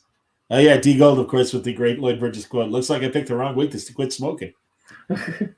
Not smoking herring, smoking cigarettes. So that's fun. Oh, and of course says Kirk Douglas for Aquaman. Okay. All right. God, I've got a great Barry Allen if you're not going to get to it. Barry Allen, of course. Flash, yeah. Dick Van Dyke's brother, Jerry Van Dyke. 1960s, Jerry Van Dyke looks like Barry Allen. Jerry Van Dyke? I think he was from Coach. I can't get that out of my head. I understand, and that's Luther. So, yeah. But no, if you... there's two-parters with Jerry Van Dyke on the original Dick Van Dyke show. And the first one is he's a sleepwalker just out of the army, and they're trying to fix his sleepwalking. And the other one is he's opening a coffee house to play his banjo and tell funny stories and stuff. But yeah, I really think young Jerry Van Dyke would be an amazing Barry Allen. So Hal Jordan, I would say, of course, Paul Newman. Yeah, Paul Newman. Yeah, that's perfect. Anybody else? I think that's it, right? That's the Justice League. Yeah, that's the core. members. I That's think the we core. covered them. All right. All right. Final question. I have a final question. Talk to me. It's nerdy. All right. 10. I'm gonna give you 10. Ultimate Legion of Superheroes team. This is the ultimate nerd question. All right, easy. I mean, 10. yeah. So you got the classic 3, of course. You need Saturn Girl, Lightning Lad, and Cosmic Boy. So that's 3. That's 3. Monel is hands down and always has been my favorite Legionnaire. Monel. Oh, you've already made a huge mistake. I love Monel. He's the most boring Legionnaire. I understand. Everyone you like says Gardner Fox and Monel. Now I see what characters you like. He was introduced to us as maybe Superboy's older brother. Are you fucking kidding me? And I loved when James Robinson, during the New Krypton story, had the brilliance of while Superman was on New Krypton, we figured Brainiac 5 had a temporary cure for Monel in the 20th century to leave the Phantom Zone, and it's like, I need you to watch things while I'm gone. Well, and you shouldn't even be on the team, Monel, because their rule is 2 people can't have the same powers, and he has the same powers as Superman. Yeah, but he should just throw him up. Same thing with Ultra Boy. Same thing with at least those 3. No, Ultra Boy had alternating powers. Yeah, I know. Only one at a time. Only one at a time. That's my favorite. I'm an Ultra Boy guy. That's me. All right. I got those 4. I love Wildstorm. Wildstorm? Wildfire. Entertainment. Wildfire. Wow. He ran calling Wildfire. Bouncing Boy, of course, and Chemdog. I'm going to put you up because you said it. And yeah, because for me, Bouncing. So that's 6. Bouncing Boy. I am Bouncing Boy. I really should invest in, and I don't think it would cost much, like a Bouncing Boy, especially while I'm still wide, a Bouncing Boy outfit, because I am Chuck Tane at the end of I've never seen a Bouncing Boy cosplay as far as I can remember. It seems like we got the same hair. And also, man, you and your he had Triplicate Girl and now Duo Damsel because she lost one of her She ended up she had a crush on Superman, ended up with Bouncing Boy. That's who she went for. Yeah. So tell me again how ridiculous Bouncing Boy is. And he's like, yeah, listen, I gotta go home. The girls are waiting for me. I would love to write Triplicate Girl. I gotta pitch that as a show. Their powers to split into different people, it's fucking writes itself. It's amazing. It's fun, just like what Jamie Madrox was so much fun. Yeah. I still that Rosenberg story. Still, I'm like, man, way to go for coming up with something really interesting for Jamie Madrox. Matt's great. Matt's a brilliant writer. Timberwolf absolutely does have to be there. Yes. You have a very boy team. You got to put some women on this team. Oh no! And listen. All right, so that's 7. So Shadowlass for Monel's sake, and also I just loved her look always. Shadow. Oh my god, she's almost as boring as Monel. Dream Girl, because again, and I'm sorry, Supergirl's Dream Girl on TV does not hold a candle to the great artists that have drawn Dream Girl over the years. I like Dream Girl. Yeah, she is. So raise a glass to the Lytle who passed away. Yeah. So that's 9, and I should do one more woman. It could be Phantom Girl. It could be Light. I like Light Lass. I'd pick Light Lass over Phantom Girl just because I like the brother sister thing with her and Lightning Lad. See, I would have gone Shrinking Violet if I had to go for her. That's cool. She's so awesome in the 5 Year Later Legion, where she's the veteran fighter and she can shrink down. Yeah, those Giffen stories, the 5 Years Later arc is likely my favorite. I mean, I just bought the omnibus. I had to buy it because they don't send me free copies of omnibuses. I paid $100 for that goddamn thing. And it's I understand. Every penny. My favorite. I love it. No, I understand. That's funny. Augie's like, what's a Legion? Shame on you. I like Dawnstar. Dawnstar's cool. Native American with the what a great power. Tracking power where she can look into space and determine where anyone else is. I love that. I agree, Uzab, that Bendis' Legion is actually good. And of course, it is. I read every issue. Yes. Every time I would see Paul Levitz at cons, I'm like, and thank God he did get back to it. And it didn't last long enough. But man, I'm like, God, I miss you writing Legion because he really got it. His Legion run and his run and Giffen's run. And I know they worked together as well, but when Giffen took over the plotting, but those were incredible. Both eras of that was just, and certainly Paul's was much longer, stretching from the 70s through the 80s. Great Darkness Saga, of course. I was supposed to do this Lobo Christmas story. Was supposed to be with Giffen, and I think for health reasons, he had. I was so looking Oh, forward. I'm sorry to hear that. Yeah, I told him I'd write anything for him. I was like, whatever you want, anything in your entire. And the pitch he accepted was a Lobo Hanukkah. So we were. Oh, that's awesome. That's how that ended up. See, that's what I love. He is so awesomely irreverent. I only got him one time on Word Balloon. Thank God Vanita Rogers kind of greased the wheels on that. And she's like, no, talk to John. He's cool. He knows what he's doing. And we had a great, fun conversation. I absolutely asked him about him when he would assist Wally Wood and the whole thing back in the early All-Star Squadron days with Power Girl and her chest. And, are you going to show the circle? Are you not going to show the circle? All that shit. Fantastic. Great stuff. Good stuff. Two favorite panels ever on were on Keith Giffen. One, it was just like a few of us young guys, and he was the old dude of the panel, and he didn't give a fuck. He was just like, people would be like, when are you writing next Lobo story? He's like, I hate Lobo. He's the stupidest character. I regret making him. Just yell at us so much. Yes. Well, in Terrificon one year, I had this on Sunday, this amazing Batman panel, and it was Seeley and Mike Barr and Denny O'Neil and Jim Starlin. About Robins, right? Or something. It was all about Robins, but of course it was also covering Batman as well. But the best was about how Denny and Mike and then of course poor Jim because he killed a Robin. But like there was just all this shitting on Robin as a character. And there were a bunch of like little 6-year-old kids dressed as Robin, and I just am like imagining, but I like Robin, Sorry, kid, we hate your character. If we had it our way, he'd be dead. One of us even killed him.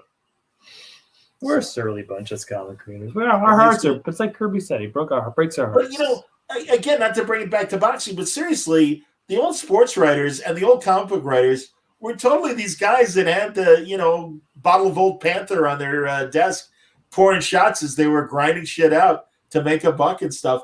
And that's why I love newspaper people and old broadcasters and also the old comic book people, man. It's like, and in fact, Jimmy's always like, you want to get good with the old greatest? Give them a bottle of booze. They'll be thrilled. They'll be happy to talk to you. I'm like, all right, thanks, Jim. Good advice. Thank you, Jim. So, all right, John, that's the end of me. All right, buddy. God bless you. Hey, hours. Seriously, come on in the next couple, like before if you got time, if not in the end of this month, June, but let's catch up on everything. God damn. Yes, I got to promote the shit out. I got a Supergirl comic coming out that I want everybody to read because Bilquist drew the gorgeous. Yeah. So come on. Yeah, I'll come on to promote the crap out of Supergirl. Please do, man. Absolutely. And my Kickstarter. And everybody, I'll stick around and I'm happy to answer questions. And also I'll go through the patron questions and stuff. And I knew that I wanted Tom to have the free reign to let the conversation go where he wanted to go. So I hope everyone wasn't too bored with my stories of my childhood and my radio years and stuff. I don't care. I liked it. Thanks, buddy. Thank you for doing this. Seriously. My pleasure. Thank you, John. This was so much fun. Thank you guys for listening. And thank you for subscribing. I'm also a patron, and you guys are awesome for doing it. And appreciate it. We'll catch up in a couple weeks, buddy. Thank you. We'll catch up. Take care, man. Excellent. Tom King, everybody. I appreciated the conversation, and that was great. And, again, he stayed up late for me, which is nice. He's got kids. He's got to deal with kids in the morning and stuff. So there you go. Some nice comments here from the people. Absolutely. I'm happy to stick around because I do have a list of questions that the Word Balloon people, the League of Word Balloon listeners have come up with. So, this is nice. And I'm sorry that Tom wasn't there. He wanted to know how we met. Me and Tom, I've listened to all Tom's interviews. It warms my heart as you guys discover shared interests and built a friendship over the years. That's absolutely true. Well, back in, I forget the year, but when Tom wrote Once a Crowded Sky, his excellent superhero novel, he had Tom Fowler do the interior illustrations and the cover. And Tom Fowler introduced me to Tom King. And this was at a New York Comic Con. And he's like, oh, man, I listened to you as I started my writing career. And I'm like, wow, that's really nice. Thanks, man. Yeah, I'll check out your book. I'll check out your novel. Well, it was amazing. And he started getting DC work, work in anthologies, things like Time Warp and things like that. And yeah, so we just kind of got to know each other. And then, good Lord, the vision. Holy shit. And, I got to admit, I came to Omega Men late because I didn't give a shit about the characters. So if I don't give a shit about the characters, I'm not going to read it. I don't care who does it. So, there you go. Oh, Augie, thank you. Augie DeBleek, one of my guys. So it is East Coast bedtime. He's like, thanks. Get some sleep eventually. Good night. Thank you, buddy. So he's a good man.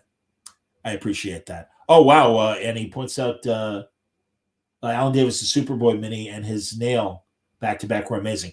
I would love to have Alan Davis on the show. He has turned me down. And again, that's fine. I get it. Nobody owes me anything.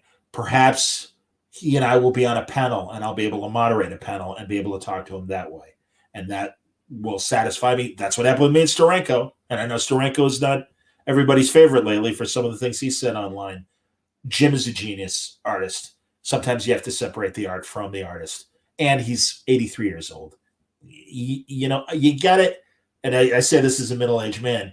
You got to make allowances for old people and their opinions and things. And you don't have to agree with them. You don't have to advocate them.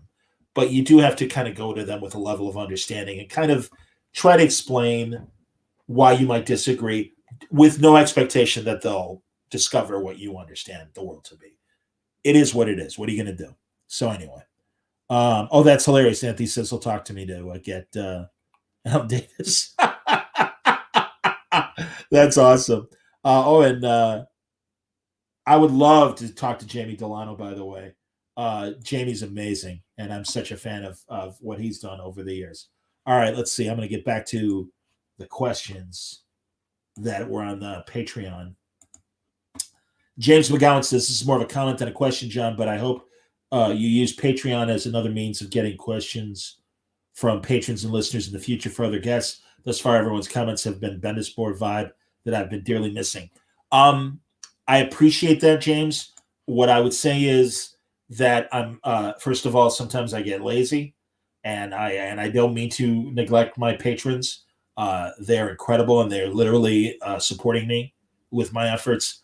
I hope the fact that I really want to still build my audience, and that's why doing the interviews live, and especially the way I do them here on YouTube and Facebook and Periscope and everything else, while Periscope still exists on Twitter. I have no idea what they're doing, but apparently it still works and people are reaching the videos that way as well. I really want to give everybody a chance to find the show and participate. The fact that I open it up in that way, I think, is helpful. But a lot of times, sometimes I'm just working on the fly and don't have the time to really say, oh, by the way, I just arranged this interview. Can you throw questions to me? Because also, it's still my conversation. That's primarily what I'm going for. I mean, that's why Tom and I spoke for nearly 3 hours before getting to that. So Mario says, I need an intern. Yeah, I suppose. Brad asked him, was I into the Battle of the Planets cartoon and Gatchaman? Not really. I'll be honest. I know it was big for Alex Ross and people of my age.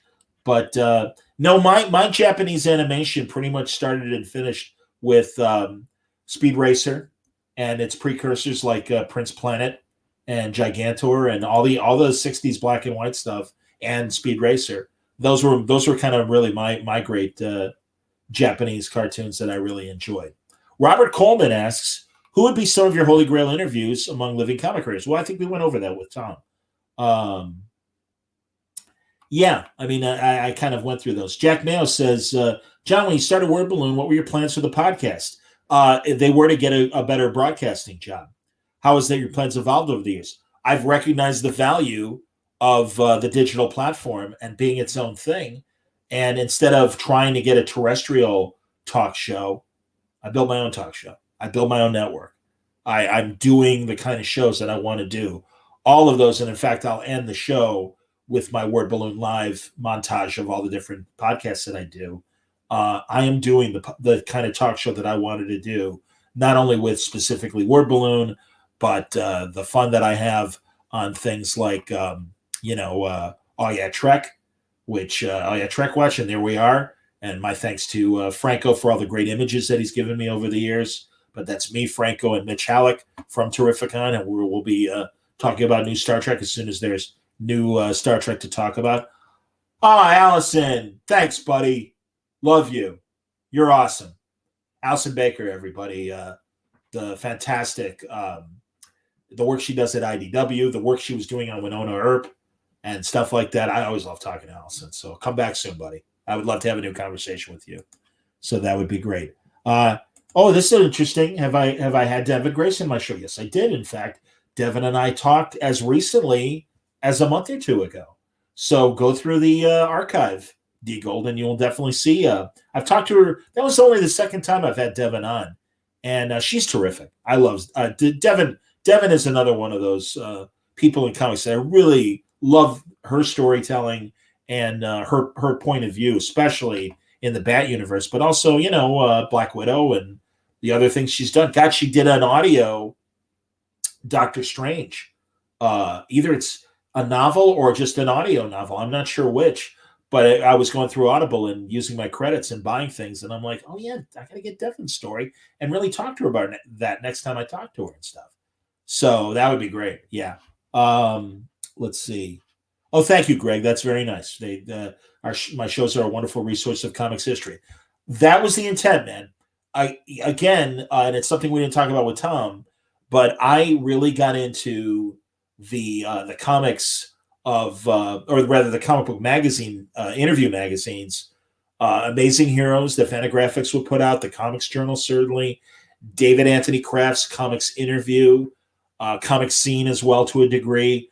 That's really where you would get creator interviews, and they would talk about the books they were making at the moment. Frank Miller, Alan Moore, everybody, Englehart, you name the creator, they were there talking about the books they were making and what they were thinking at that moment. An invaluable resource if you were interested in the behind-the-scenes stuff.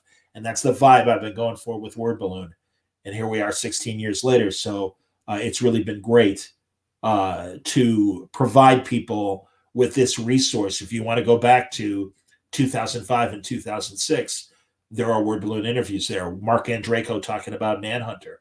Bendis when he was still working on Daredevil, and Ed Brubaker when he was working on Daredevil. Greg Rucka and all of his early work. Matt Fraction, starting with his Image work, going through his Marvel years, and now back to his creator-owned work and the amazing things that Matt continues to do.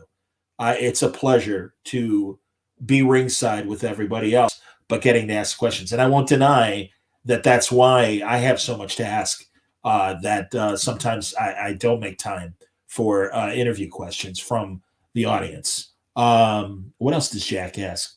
What in the future would you like to see happen with Word Balloon, and what factors would make that happen? How do I pick my guests? And what's my favorite thing for breakfast? He asked Tom that too. Pancakes and French toast are my favorite things for breakfast.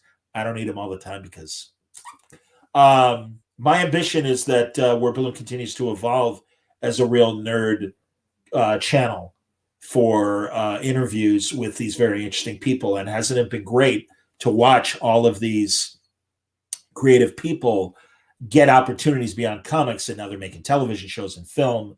And, my buddy Joe Anderson on Lucifer, I knew him when he was just a breaking in screenwriter.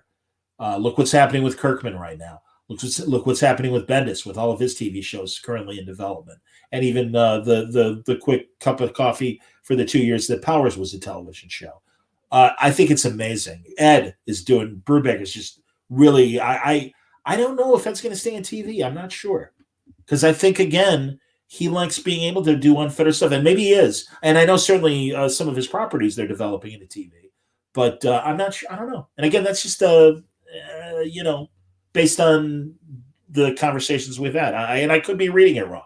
So please don't take any. There's no quote to be had from that comment. So anyway, let me see other questions. I keep flipping back and forth to see what the comments are as they come in live, but also these questions here. Let's see. William Meyer, my buddy who made the Word Balloon intro. If cost or availability were not a factor, what single piece of original comic book art would you like to add to your collection? That is a great question, and in fact, it will give me a chance to show something beyond my talking head and show you some of the commission art I've gotten over the years.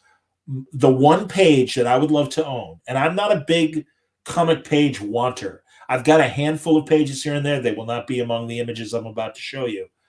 They will be commission art that I've gotten over the years. But if I were to own one page of comic art, and I think it's the greatest scene in comics that I've ever read. And it's that great scene from Watchmen where Walter Kovacs is in prison and looks like he's in a stupor. And the one big guy's got the knife, the shiv, and is about to stab Rorschach. And Rorschach reaches over and grabs that basket of fat to make fried chicken or French fries or whatever, and just dumps it on this guy. And the guy's screaming because of the burning oil that's on his body. And the psychiatrist that Walter is going to see gives the narrative and says, as they dragged Walter off, he just said, "None of you get it. I'm not in here with you. You're in here with me."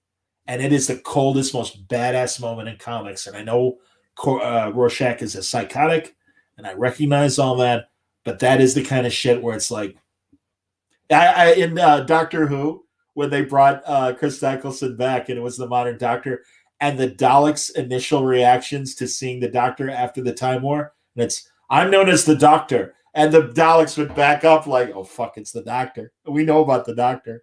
That's awesome, man. I mean, that's the kind of, or my favorite Michael Straczynski scene in Spider-Man, when Peter Parker goes to the prison after the Kingpin tries to have Aunt May and Mary Jane killed, and he beats the fuck out of the Kingpin, unmasked. Peter, as I remember, maybe he had the webbing, but I don't think so, because his identity was obviously exposed because of Civil War and everything.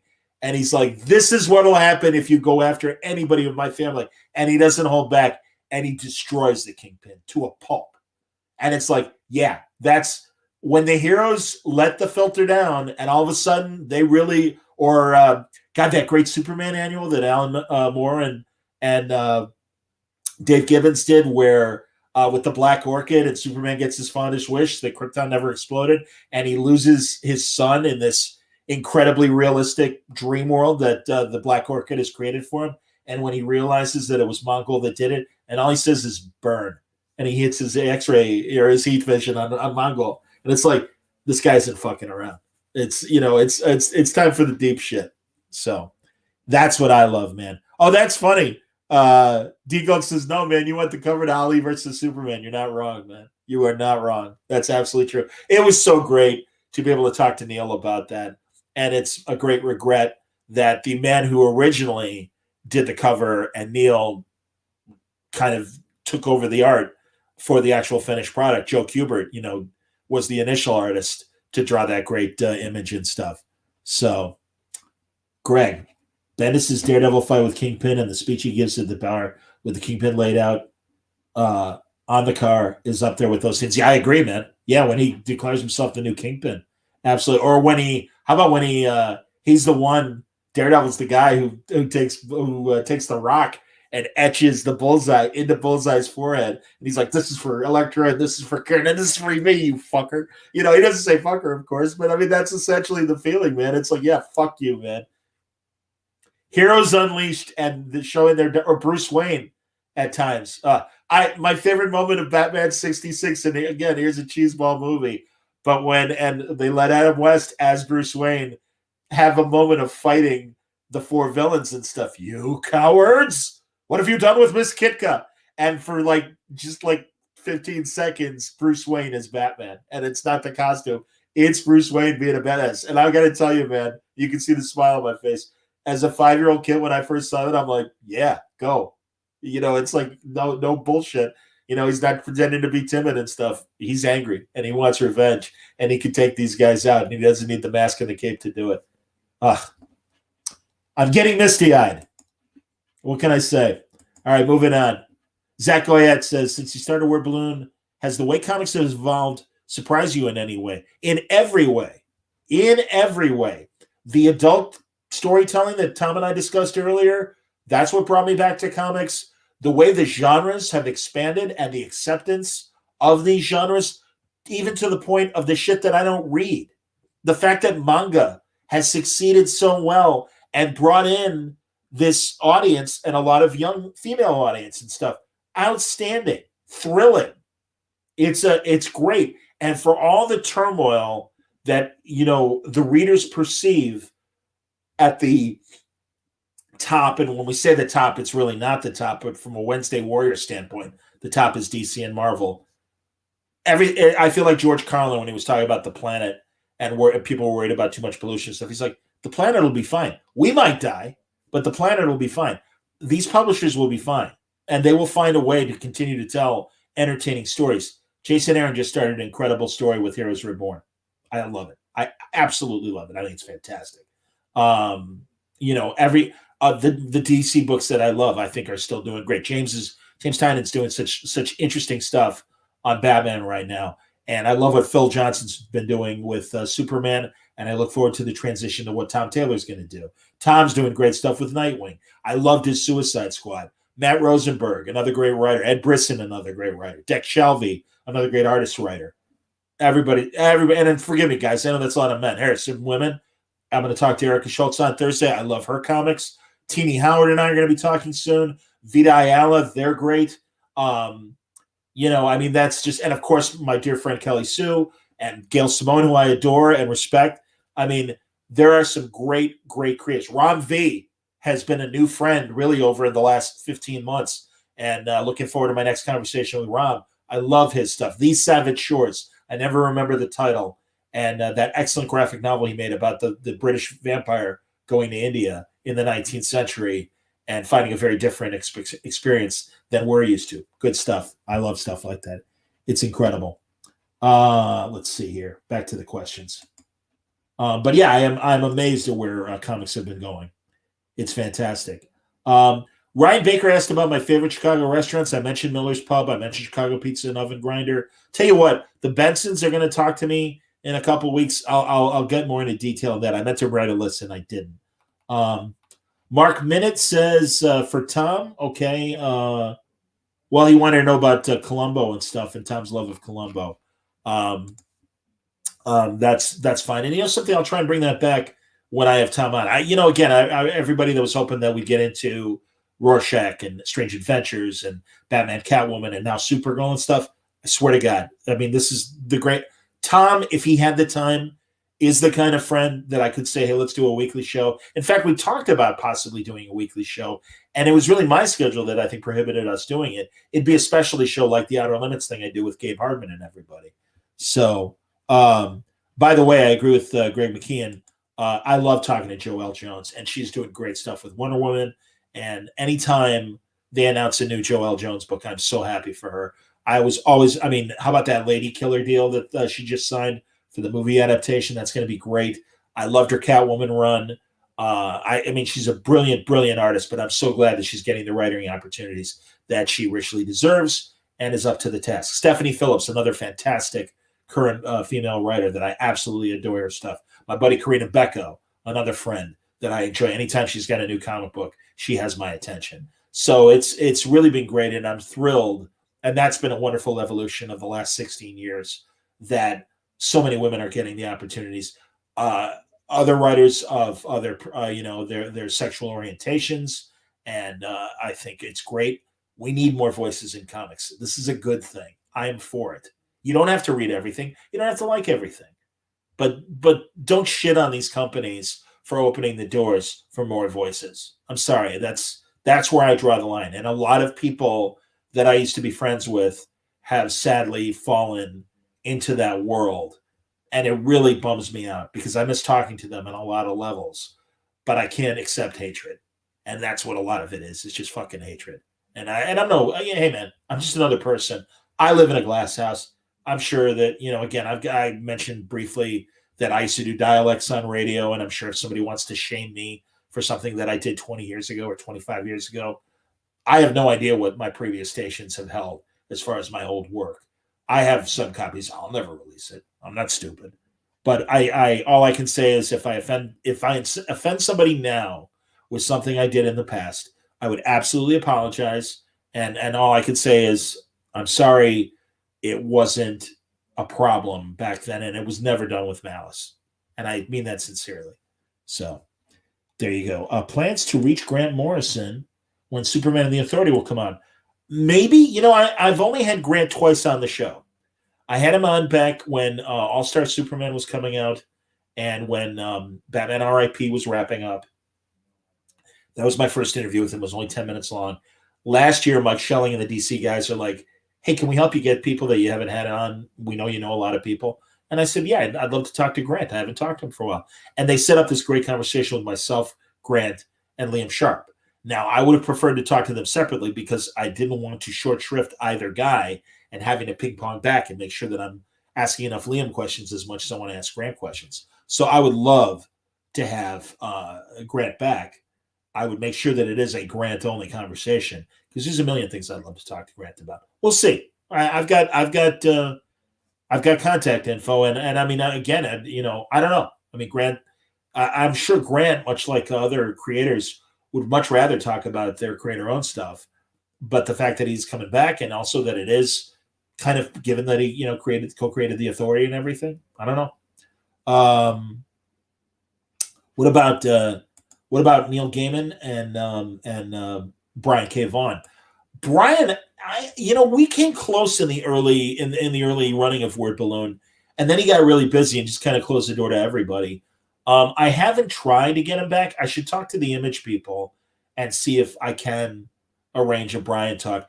Neil, I would love to talk to Neil, and I have approached his people before, got no response.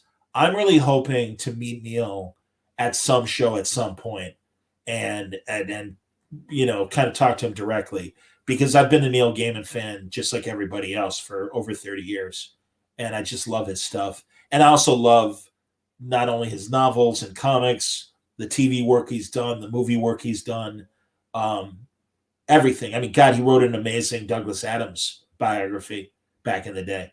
He's a fan that really made it. And I met him at the University of Chicago when they did a humanities festival over a weekend back 3 years before I started Word Balloon, 2002. It was also the first chance I got to meet Scott McCloud and Art Spiegelman and Will Eisner. And they were all incredible guys. And it was really easy just to walk up to them and start talking to them. And same with Neil. So, but again, it was 3 years before I started the podcast. Frank Miller, I met him at San Diego one year in 2006. And I really have to work my contacts to get Frank back. And he's like, sure, I'll do it. Give me a business card. And I was out of business cards. I'm like, I'm actually out. And he walked away. And I love that because it's a funny story. But sadly, I haven't seen him at a show since, even the years that he showed up and everything. I haven't had the chance. Closest I guess I could have been was when he and Bendis were in New York back in it was when they announced that Bendis was coming to DC, and they spent the whole day together and stuff. But sadly, I never got to see Frank, but I was hanging out with Brian and stuff. So, that's nice. Jake likes my beard. Thank you. Thank you very much. So, Paper Girls in development. I would love to talk to Cliff. Cliff's been a guy that's, I've again, we've had great floor conversations. I haven't talked to him in a while, but I would like to see that happen. Speaking of Paper Girls being in development, Chris Cantwell coming back next week on Word Balloon. That's already been set up, so that's going to be a lot of fun. So I wanted to show you before we wrap up, and if there are more questions, I'm happy to answer them. But another request I got was to see some of my original art. And you can kind of see, actually, right there. Wrong hand, John. All right. There it is. Okay, so right there, that's a Doug Monkey Superman. Right there. Right there. And I love that. And I love Doug. Doug's amazing. And Doug's Monkey is a Swedish name, but on Doug's mother's side, he's Greek. So he and I that's the Greeks, we can't help it, man.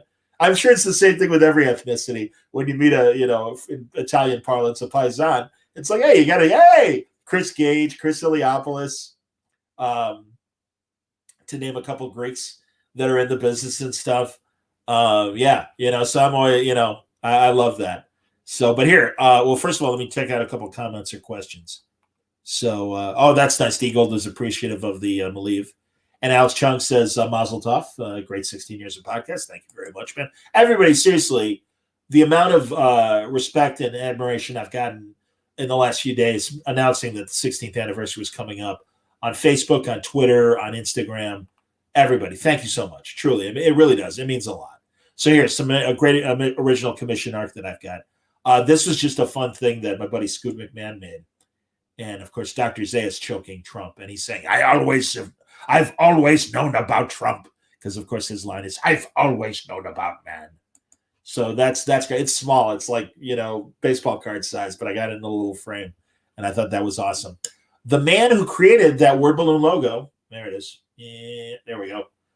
Is the man named Shane White. Shane White is an excellent comic book artist, animation artist, great artist.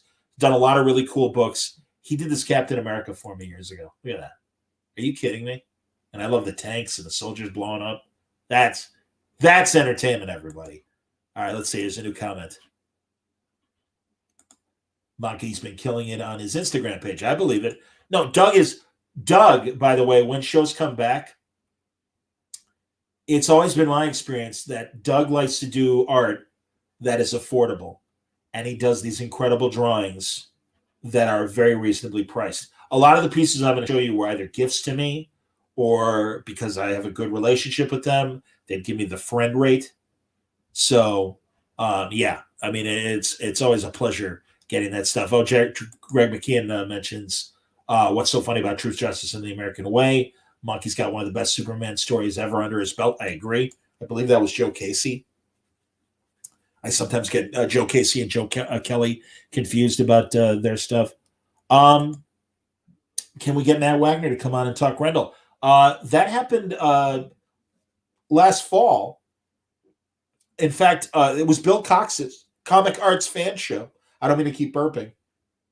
I purposely didn't drink Coke, so I wouldn't burp on the air. But Comic Art Fans back in the fall, I had Matt on, and we certainly talked Grendel then. And I've talked a lot. Oh, it was Joe Kelly. Excuse me, Mario. Thank you for correcting me.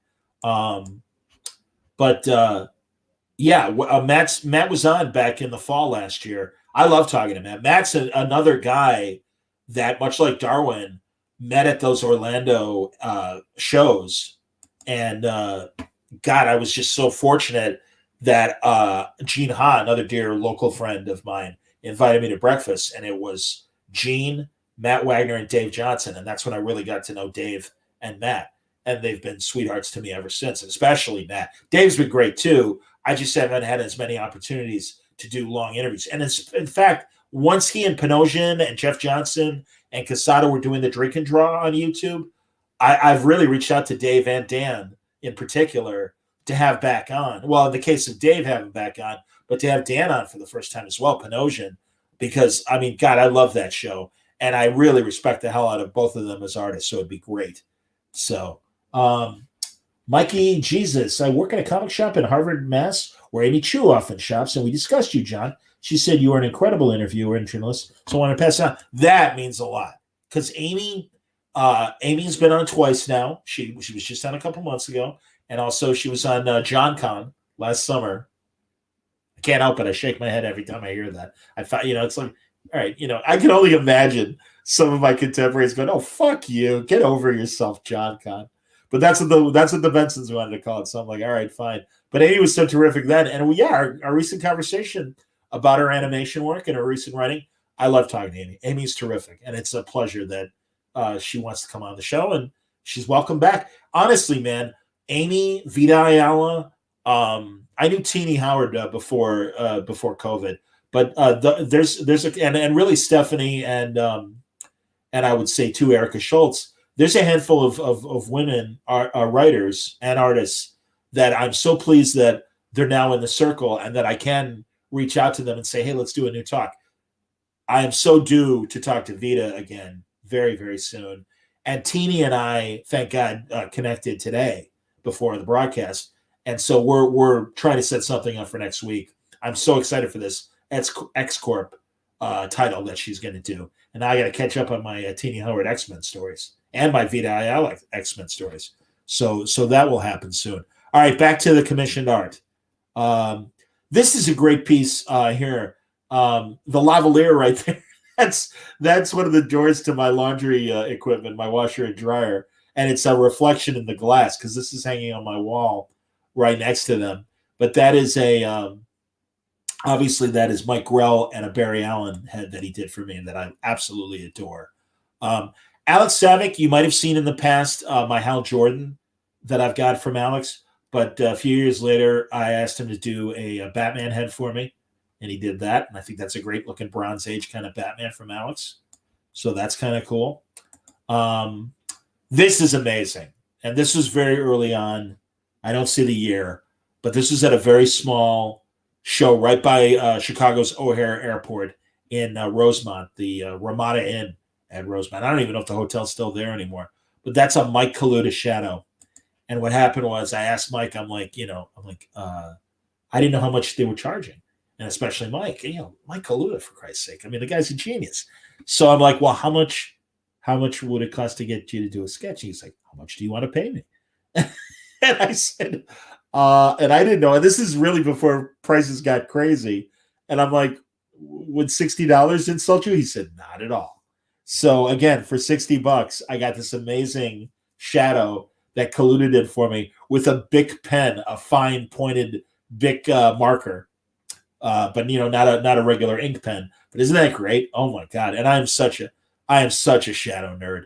I really am, and have been since I started reading the pulp comics or the pulp books in the '70s, the paperback reprints with those great Steranko covers, and also listening to the radio show because as you all know, I'm an old time radio freak. And The Shadow is really one of the great shows of old time radio. So here's a great Mike Norton that I love. And the story behind this piece, it's on literally like the same kind of cardboard that toilet paper rolls or paper towel rolls are of. And I was on an Around Comics panel one Friday night, and Mike was on too, and he just grabbed a Sharpie and drew this amazing Superman. And I'm just like, what are you going to do with that? Oh, I don't know. I was going to throw it away. And I'm like, can I have it? And he said, of course. So I love this. Now, I haven't framed it yet, but I want to do it. Actually, all these that I'm showing you, I haven't framed them. You can see the various pictures behind me and stuff. And really, you can't see it right now. It's off camera. I guess here, let me turn the camera a little bit. That's that great Spider-Man, two daily strips that Alex Savick sold to me. And as I always like to point out, Stan Lee wrote the strips. Larry Lieber, Stan's brother, drew the pencils, and Alex did the ink finishes and stuff. And I'm so glad. And you can't see it, but on that bottom one, I'll take a photograph of them and show these strips. But it's great. The second strip ends with one of those half Peter, half Spider-Man heads, and he's like, "There are some problems that even Spider-Man can't solve." And it's so great because Aunt May's crying about just being alone and stuff. And it's such a great romance comic. It's the kind of thing that fucking Lichtenstein would have stolen if it weren't for the Spider-Man head. But it is such a romance comic pose. And I just love it. Anytime you get the half Peter, half Spider-Man when he's thinking about something, I love that shit. That always cracks me up. So, all right, back to questions here. Let's see. Oh, thanks. Jeffrey F. says late to the stream, but thank you very much. Ed says, happy Sweet 16. Any chance of an upcoming talk with Charles Scholl? Absolutely. It has been about a year since the last one. And I love Charles. I love Undiscovered Country, the thing that he's doing with Scott Snyder. And I just love talking to Charles in general. He's really been a great guy. God, again, one of my last conventions pre-COVID was Rose City in the fall of 2019 or late summer 2019. And I had the most delightful evening with all night dinner and drinks afterwards and drinks before with Charles Soule's brother, and Matt Rosenberg. And we had just the best fucking time. And they're, two New York guys. I don't know if Soule's brother is a New York guy or not, but it was so great. And it really helped me get to know Matt that much more. But it only solidified my good relationship with Charles. And I really respect the hell out of both of them. So absolutely, please. Jeff says, great pieces. Haven't been able to get any pieces in a while, but I have a couple of Hardman pieces. The Orson Welles Batman, he earlier did a Dr. Zayas as the Rocketeer for me. Jeffrey, congratulations on being the owner of that Orson Welles Batman. And I can only imagine getting Dr. Zayas as the Rocketeer from Gabe. I think that's a great idea. So that's outstanding to hear, man. Very, very cool. All right, what else have I got? This is a great Swamp Thing that Hillary Barta did for me. And it was a Hero Initiative piece, but Hillary can't help himself. He does this kind of detail. Now, Hillary's going to be part of this Bill Cox Comic Art Fans show that we're going to do not this Saturday, but the following Saturday and Sunday, I got to do the math, the 22nd and 23rd. And that's going to be a lot of fun. That'll be the third Comic Art Fans show that I've done for Bill. They will run on Word Balloon. That's going to be great panels all day. And also Saturday night, we're going to do a drink and draw, and that's going to be a lot of fun as well. So I hope you join us for that, and I'll promote that next week. This week, I'm part of Mid-May Massacre, a horror convention that the Mainframe guys are putting on, and I'll be talking to Craig Zoller, the director of Bone Tomahawk, and also a great comic book writer and artist. He just released his first graphic novel. We talked about it on Word Balloon a couple months ago, and Craig will be back to talk about that, but also get more into his film conversation as well. And that's going to be happening this Saturday night at 9 o'clock Eastern time. So look forward to that panel. That's going to be a lot of fun. And it'll be on the Word Balloon YouTube channel, so you'll be able to watch it pretty easily. Let's see, what else have we got? This is a Norm Brayfogle Batman. Now, you might not be able to tell, but the left leg, that's kind of a splotched bat that he accidentally dipped his finger in water and it hit the drawing, and he was going to give it to somebody else, but he felt so guilty, or sell it to somebody else. He felt so guilty, he decided to start from scratch and do it again. I bought this one piece, it's not on the list right now, but of Superman reacting to kryptonite, and that was my initial purchase. And he said, and you're not going to believe this price when I tell you, but he's like, do you like my Batman stuff? I'm like, of course I like your Batman. Who doesn't like your Batman stuff? And he goes, well, I kind of screwed this up, getting the blotch there on the one bat. I'll sell this to you for $40. Is that okay? Are you fucking kidding me? $40. I have a Norm Brayfogle Batman and a Norm Brayfogle Superman.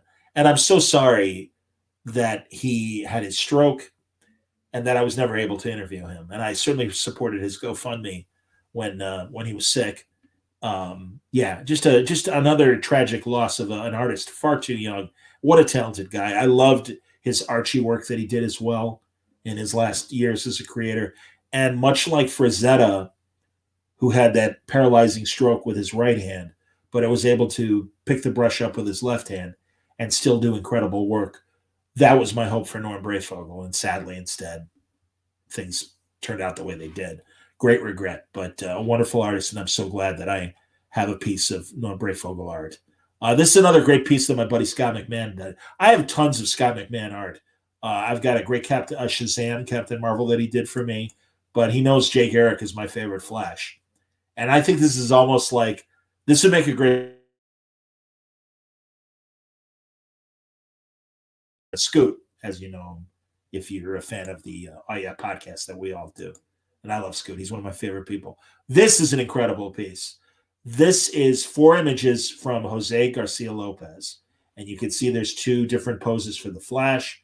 There's a great Superman Batman. I don't know if they're interacting, but they certainly are close enough that I could see that being part of a World's Finest cover.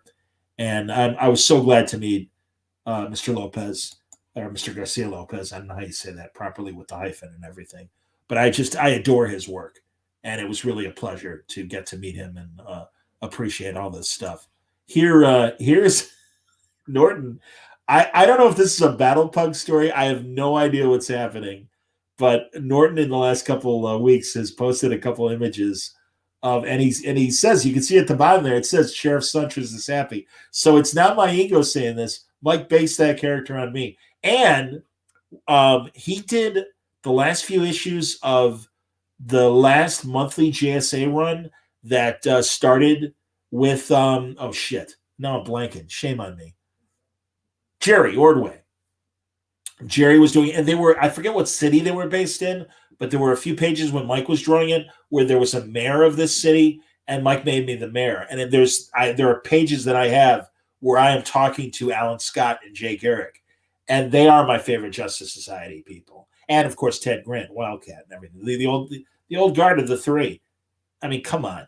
I must say I'm probably more of a Justice Society fan than even a Justice League fan. Just because I love those costumes. I just think those costumes are so incredible.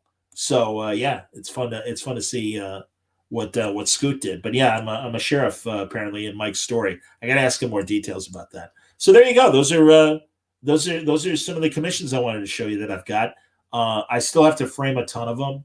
I have a feeling I'll be shifting a lot of the ones that are already on the walls to make room for another row at the very least. And I keep meaning to, with my bedroom and my guest bedroom, to do more framing. And even my bathroom even has original art in it, and I'll show you that stuff at some point. In fact, I had this great, what was a poster and was framed and in one of the local Chicago bars, and I found it at a thrift store. This great shot of Jimmy Stewart and Henry Fonda in a film called Fire Creek, a Western they made in the late 60s.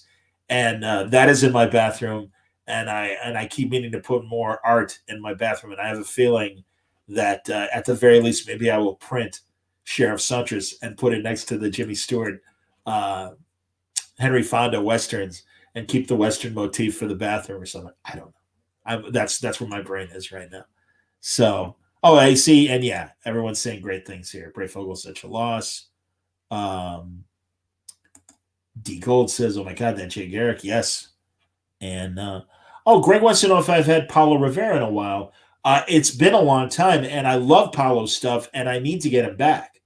I am a great admirer of Paulo's stuff. He's tremendous, and every time we see each other, we always have a nice, exchange on the convention floor, and I keep meaning to have Paulo back, so that's a great idea, Greg. Thank you for saying that. Will I go to this fall's mini San Diego Comic-Con? I hate to say it, but probably not, because it's Thanksgiving, and I still have a lot of family here in Chicago, and I think after the year of COVID, I really do miss everybody. And also, I just like to be in a better position financially and a few other things before I plan a San Diego trip. And that's where maybe it would be good to get sponsors to like support a special, week or whatever of Word Balloon. Because as I used to say when I had a full-time job, it's really expensive. It's really expensive summer camp to go to San Diego and invest in that week and get the hotel room and, have enough money to, feed yourself for 5 days or whatever. And I even at one point was even going like, maybe Wednesday and leaving Friday morning or Friday night and only staying for the weekdays and not staying for Saturday and Sunday to defray costs. So we'll see. But probably not this fall. C2E2 is obviously the month later, and it is in my backyard, so that'll be easy to do. I don't know. I mean, other conventions, no one has approached me. And also, because it's an expense, I really have kind of drawn the line on a few shows that I used to do regularly and be like, can you, if you want me to do panels, can you, pay me something? I don't need thousands. Can you pay me at least, because, like a couple hundred just for my efforts working for you, but also I won't deny it. I mean, I was losing income. My last radio job was really an overnight and weekend job. And that's why, it really was kind of cutting income that I would have been making had I taken, shifts during the weekend staying in Chicago and stuff. So, and thankfully a lot of conventions were willing to do that. And that was great. But, who's to say? I mean, it's a different world. And again, especially right now in this first year where we're just coming out of the fog of COVID, I have no expectations of people having money to spend to have me there. We're doing the online shows. We're going to do more online shows this summer. We're going to be a little more selective. I think we're going to be a little smarter moving forward. I like doing them. I want to do them on weeknights. I don't know what everybody thinks of that, but I really think, especially during the summertime and when we are a more freer society again and people can go out and do things, I don't think they want to sit at home on a nice Saturday or Sunday afternoon and watch convention panels. I understand that there's still going to be those diehard fans that will want to do that to some degree, but I really think it would be better to do it during evenings, whether it's warm or cold during the week, and have something to watch when you're probably coming back from a day's work and you just want to, something to do. And again, this is where I think I'm having the success, and I know doing things like Word Balloon Live it's worked, and people seem to enjoy it. So that's my ambition moving forward with conventions and panels. And again, as things open up and people feel a little more comfortable flying and things like that, I guarantee you I'll be back on the con circuit. There's no question, both as a fan and as a participant. So I look forward to that. So there you go, guys and women. I thank you very much for watching tonight. It's been a long show, but I'm okay. I got my iron butt and I could sit and talk, and I loved what Tom did. That was incredibly kind of him. And I thank you all again, the great support that you've shown me over these 16 years. newcomers as well. And I know I've reached a new audience with the YouTube show. But again, I can never tell the listening and viewing audience how much I appreciate your attention and everything you've done to help me along this journey. It means a lot. So before I start crying, I'm going to say thank you very much. I hope you enjoyed this. Tomorrow, I'm going to talk to my buddy Bruce Wolf. Bruce is a Chicago sportscaster, and he and I love old movies and TV. And this will be the first time we'll be on Word Balloon. But we have a great shared experience being part of the Chicago sports scene, going back to, for me, the 90s and Bruce even earlier. But I like Bruce a lot. He's one of my favorite people. And I can say that even though we disagree on politics, well, that's okay. We're going to have fun talking about movies and TV. That's on Tuesday. Wednesday night, I'm going to be talking to, Wednesday afternoon, John McCrae, the great creator and co-creator of Hitman and so many other great books over the years. He's got a new Kickstarter for Dead Rabbit, that story that he and Jerry Duggan did. And he's got an art book from Dead Rabbit, but also he is the artist on Swamp Thing with Rob V, and it's going to be great talking to him about all the stuff that he's got going on. And I love talking to John. He's kind of been a recent new friend that I appreciate his conversations. So that's on Wednesday. Thursday, Erica Schultz will be on to talk about her new Kickstarter and some other books that she's got going on. And then on Friday, right from Pittsburgh, I can't wait for my third ever conversation online with Ed Pisker. Hip Hop Family Tree was amazing. X-Men, Grand Design, amazing. He sent me the first few issues of his brand new horror anthology, Red Room. We're going to talk about that, but also Ed and Jim Rugg do an amazing, if you don't already know about it, YouTube show called Cartoonist Kayfabe. I love that show. I do not consider any of the other podcasts or videocasts to be competition. We all have our own point of view, and especially in the case of Jim and Ed being cartoonists, much for the same reason I love Dan Panosian and Dave Johnson and Jeff Johnson and Casada when they do Drink and Draw. When it's peer-to-peer, you're going to get a different conversation, and they know the right questions to ask, and I love that. And I love when they go through old Wizard magazines or they look back at cartoonist history in some way. Really, really great stuff. So I'm looking forward to my conversation with Ed. I thank all my buddies and both male and female and other orientations as well that are creators and continue to come on Word Balloon and do fun things, whether it's, a Bendis tape or Fred Van Lente showing up and doing a night of trivia with me. Hilarious. And I love Crystal Skillman. And really, it's, again, I'm very fortunate that people like talking to me. God, that was so nice that, one of you just shared that great thought from Amy Chu. Really means a lot. And thank you. Honestly, I can't say it enough. And all I can tell you is, man, I got no reason to slow down. I like what I'm doing here, and I love that everyone's paying attention to it. So thank you very much. I'm going to close showing some final. Let's see if there's any questions. Okay. Retro Collector says, please consider interviewing writer-editor Jack Davis. Jack Harris, pardon me. Not Jack Harris, not Jack Davis. Of course, no, I love Jack Harris. Great writer-editor. Yes, he wrote Commandy, absolutely. Yeah, good stuff, man. I would love to connect with him. Also, Bob Rozakis, the Answer Man. I really want to talk to him as well. So that's going to be cool. And, yeah, that's